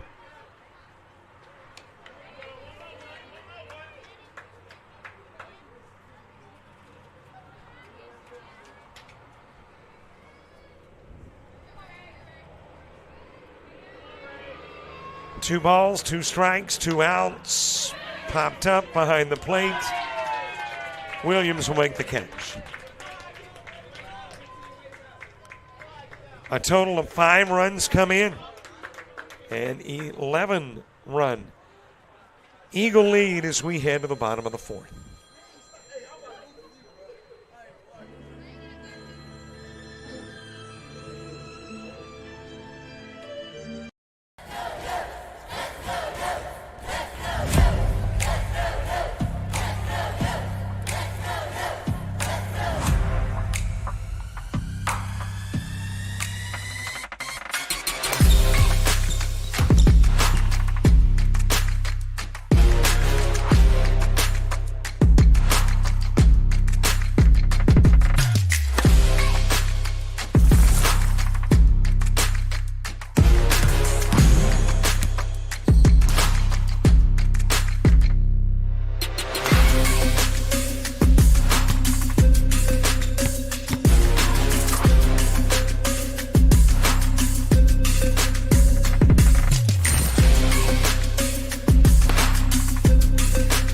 We are the Pack. We are Coyotes.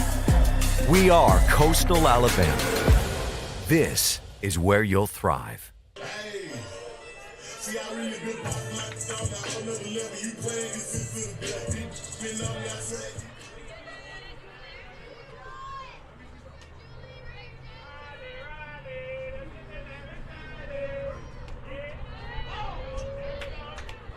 Madison Freeman starting it off, batting in the spot where Jordan Avera had been previously. So Freeman into the game for Alyssa Holmes in center, but will bat in the spot where Jordan Avera had been.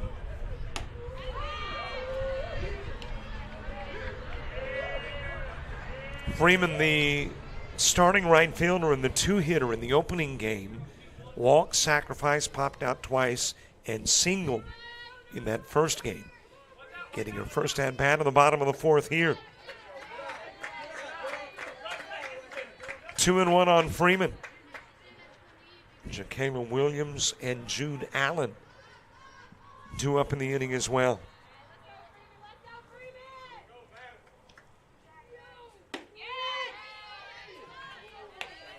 On the outside part of the plate, and the count evens.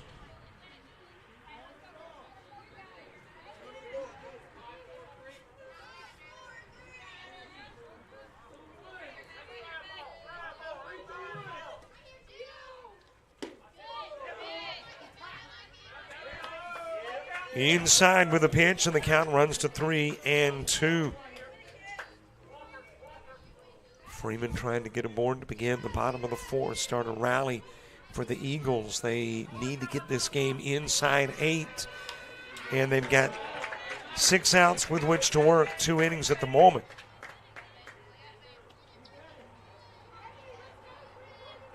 So they need to cut 5 off of the current lead. At least 5 to get it to the 6th inning. Foul back.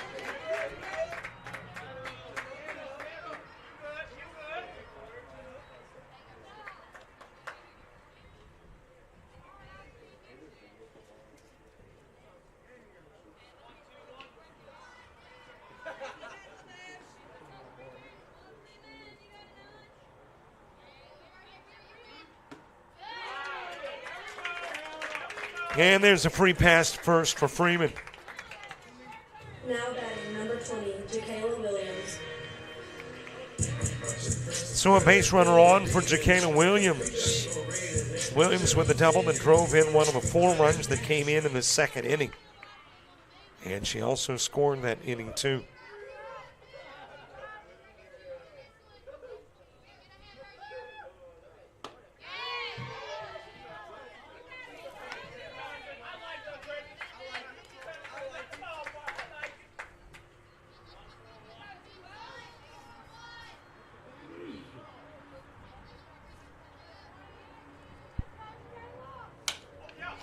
Ground right back to Amacher. Amacher will get the lead runner. Throw to first, not quite in time. Williams able to beat it out.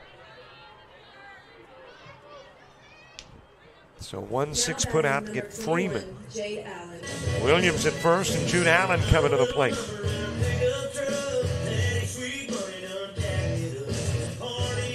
Make that Jade Allen.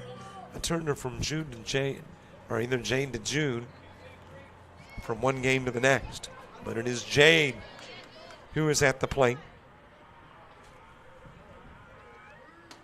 Swing and a miss at the first Amacher pitch. Mary Grace Watley is on deck.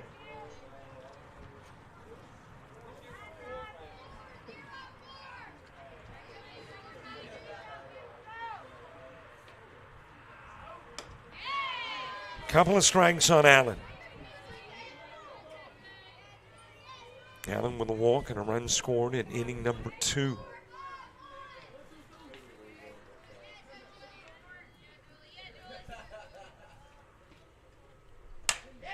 And is fouled away in the direction of right field. After this wraps up, if you'd like, you can just kind of walk across the parking lot over to the gymnasium, check out basketball at 5:30. As I mentioned in game 1, those are 2 huge games in basketball tonight. For the ladies, 2 teams tied for second. For the men, 2 teams tied for first. So big ramifications, more so for the men, in that where the women's basketball is concerned, the top 4 teams go no matter what. And no matter what happens the rest of the year for Coastal North, they are in, as this one is lifted out of play. And Coastal North's guys are in, but what makes this game so big is that you want to be one of the top 2, because if you are 1 or 2, you get a first round bye.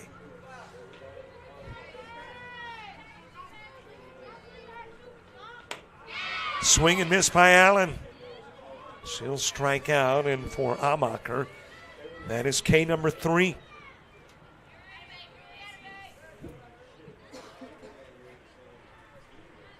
So 2 gone from the top of the order, Mary Grace Watley.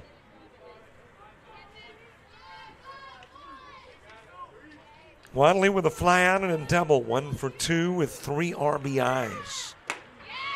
Came through with the double with the bases loaded and drove everybody in that was on.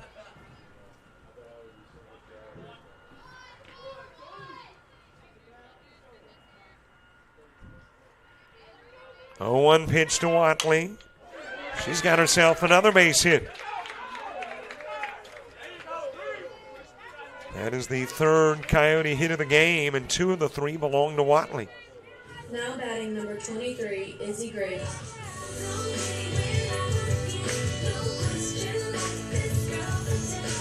And Scott Isabella Griggs coming to the plate, 0 for 2 in the game. Destiny Holmes to the on-deck circle.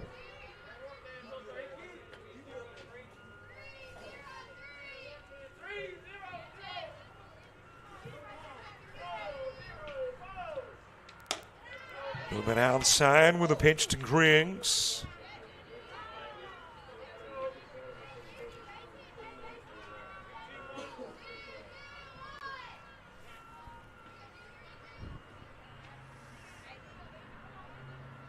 Griggs popped out to center field in the first and then popped out to short in the second. Back to the plate here in the 4th. 5th inning for the Eagles. Looking where it may begin. Same spot that it did in the 4th. Hannah Buckley.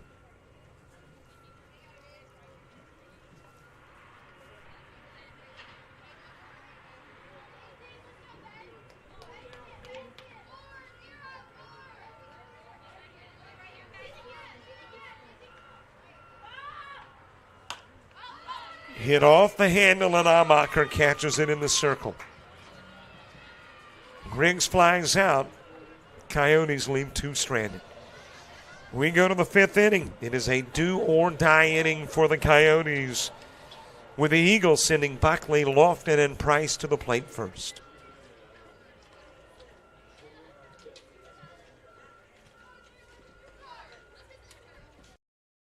When you're starting something new, it's never easy. You're going to make mistakes. You'll doubt yourself.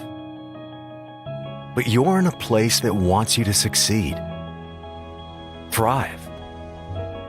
And soon, it will just start to feel right. Suddenly, you'll get it. Your fear will turn to confidence.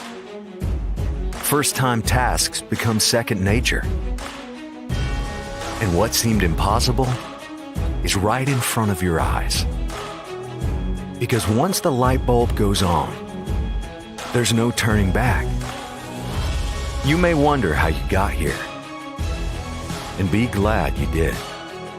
That's Coastal Alabama. This is where you'll thrive.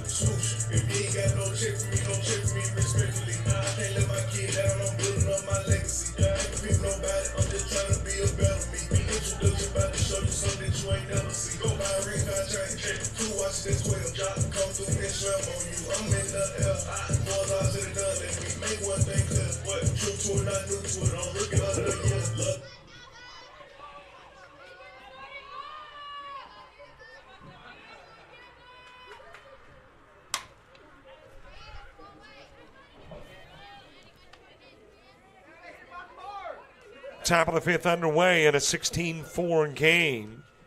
Eagles trying to sweep a pair from the Coyotes. Coyotes trying to rally in a major way in the bottom part of the 5th. And, of course, it's a two-part plan. Part 1 is keep the Eagles off the board in the top of the 5th. And then part 2 is score at least 5 in the bottom part, preferably more.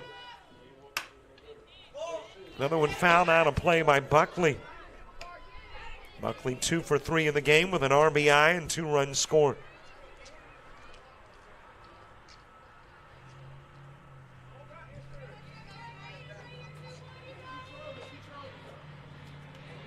Into the dirt outside from Farm.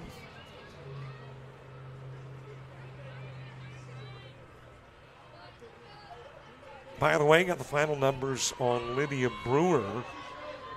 Brewer works 3 innings. There is a base hit by Buckley. In those 3 innings, faced 25, struck out 2, walked 4, gave up 12 hits and 15 runs. And then Farm came into the game and finished off the 4th and is now working the 5th.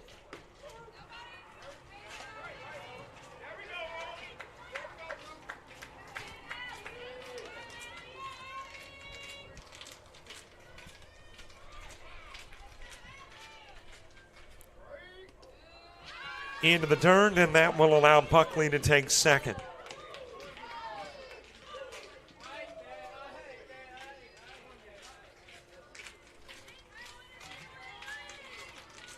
So a base runner in scoring position for Ollie Lofton.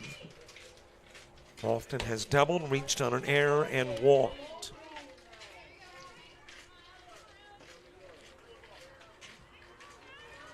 And has scored 3 runs. Inside with the pitch. Williams now at third, and now behind the plate is Destiny Holmes. Holmes has played first, third, and catcher.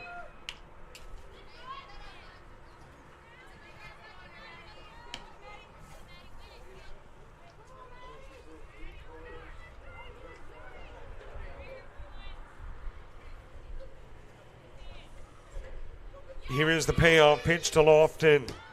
Swings and misses. Favre has got a K, her first of the game.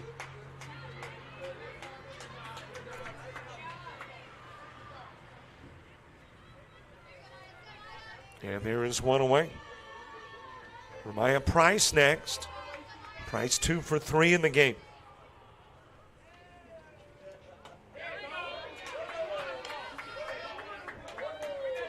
Both of Price's hits have been RBI base hits. Had a single that drove in a run in the third and fourth innings.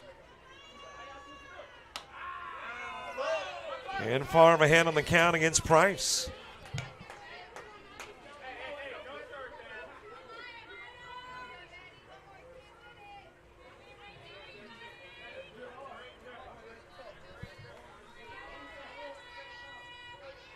Here is the 0-2 offering. It is too far outside. Floated it in the direction of Price. Arlie McClellan on deck.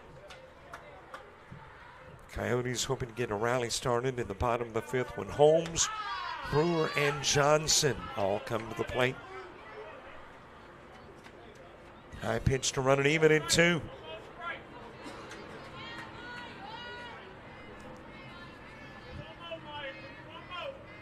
Two offering.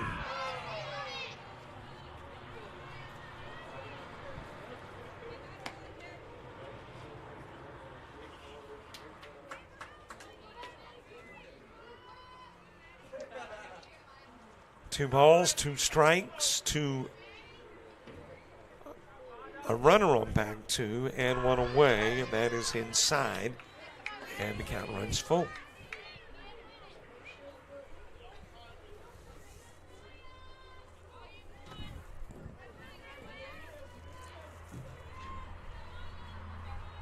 Payoff pitch, and will hit Ramaya Price.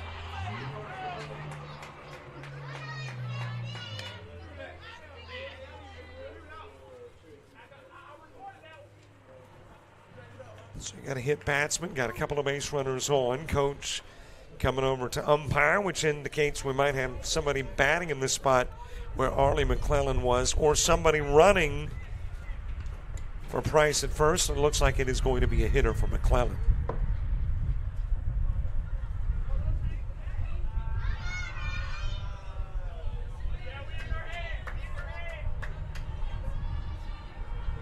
And let's see who this hitter is. For Meridian, it is Riley Turner. Riley Turner was the starter in the opening game. She was a right fielder. And went 0 for 3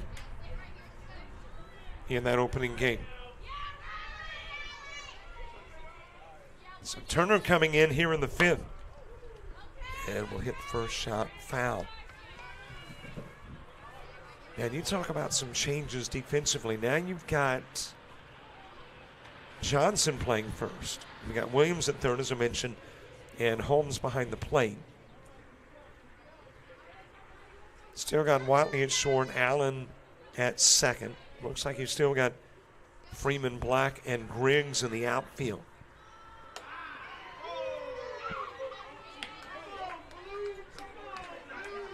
Count evens up at 1. But this is the time of the year where you do that testing. You put players out there in different spots in non-conference play. The games that matter are the ones against D2 ACCC foes. Not D2 MA Triple C. Even though, yeah, you'd like to have these. Allen. Well, they call me out at second. We'll take it. She might have got there. But we will take the out. And with a 16-4 lead, you're not going to get a lot of arguments from the Eagles. So Turner will wrap into the 4-6 for out number 2.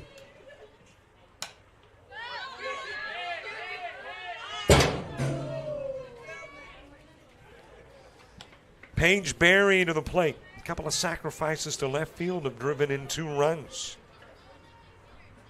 And she's scored a run as well.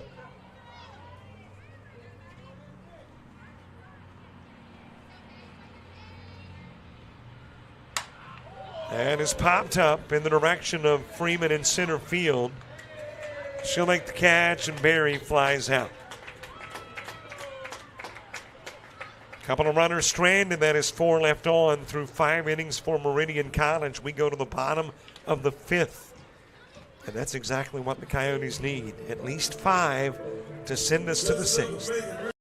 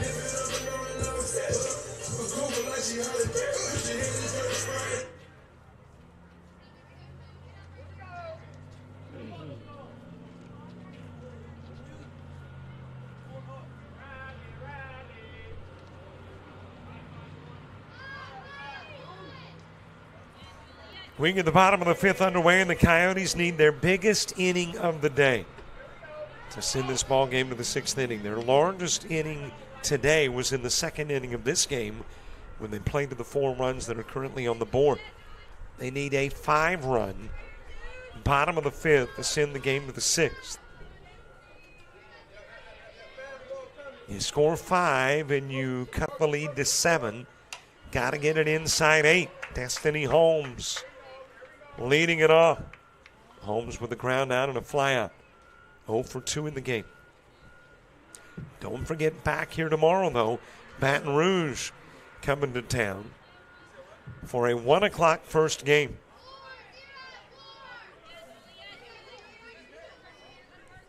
That is a swap of the, I believe, April 22nd date.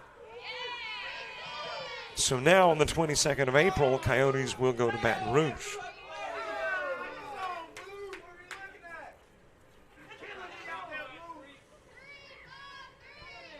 Destiny Holmes ground into a 6-3 in the first, popped out to right field in the 3rd. And there's a swing and a miss by Holmes for out number 1.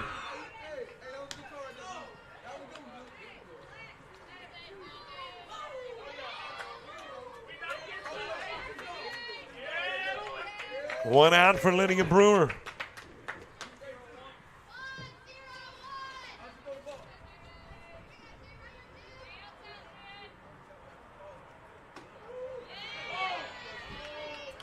Brewer has popped out behind the plate and been hit by a pitch.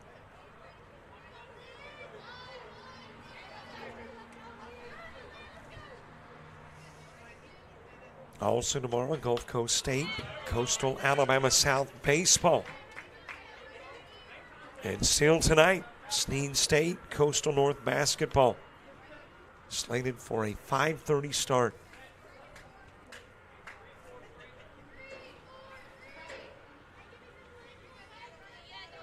Rhiannon Johnson on deck. Here's the 0-2 pitch to Brewer. Trying to hold up on the swing. Could not, and she's out number 2.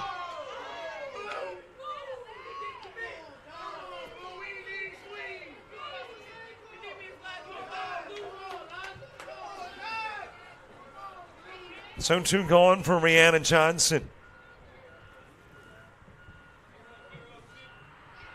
Johnson's been hit by a pitch and popped out to center field. Outside with the offering.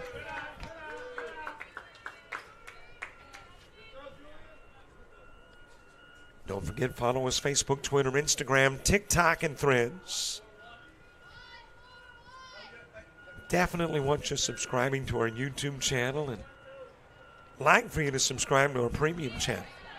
But the YouTube one is free. The premium, there is a cost. Not much of one, but there is one. Madison Freeman on deck.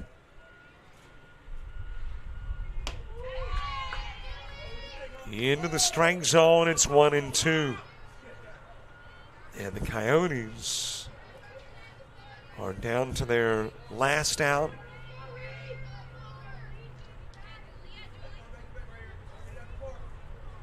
Needing 5 runs, low inside offering. Actually, that got the inside part. And now the count is even at 2. 2 balls, 2 strikes, 2 outs. And the Coyotes not only down to the last out, but their last strike. And that one is lifted towards center field. McClellan will catch it, and that's your ball game. So the mercy rule kicks in, and the Coyotes will see Meridian College take 2. And in the nightcap, by a 16-4 final in 5. There are your numbers. Coyotes 3 hits, 1 error, 4 runs. They all came in the second, and they will leave 5 on. For Meridian College, 16 hits, 4 left aboard, no errors committed. And they get 3 runs in the second, 8 in the third, 5 runs in the fourth. And our day of softball done. Back here tomorrow at 1, Baton Rouge playing, and of course staying here for a 5:30 ladies basketball game in the men at 7:30.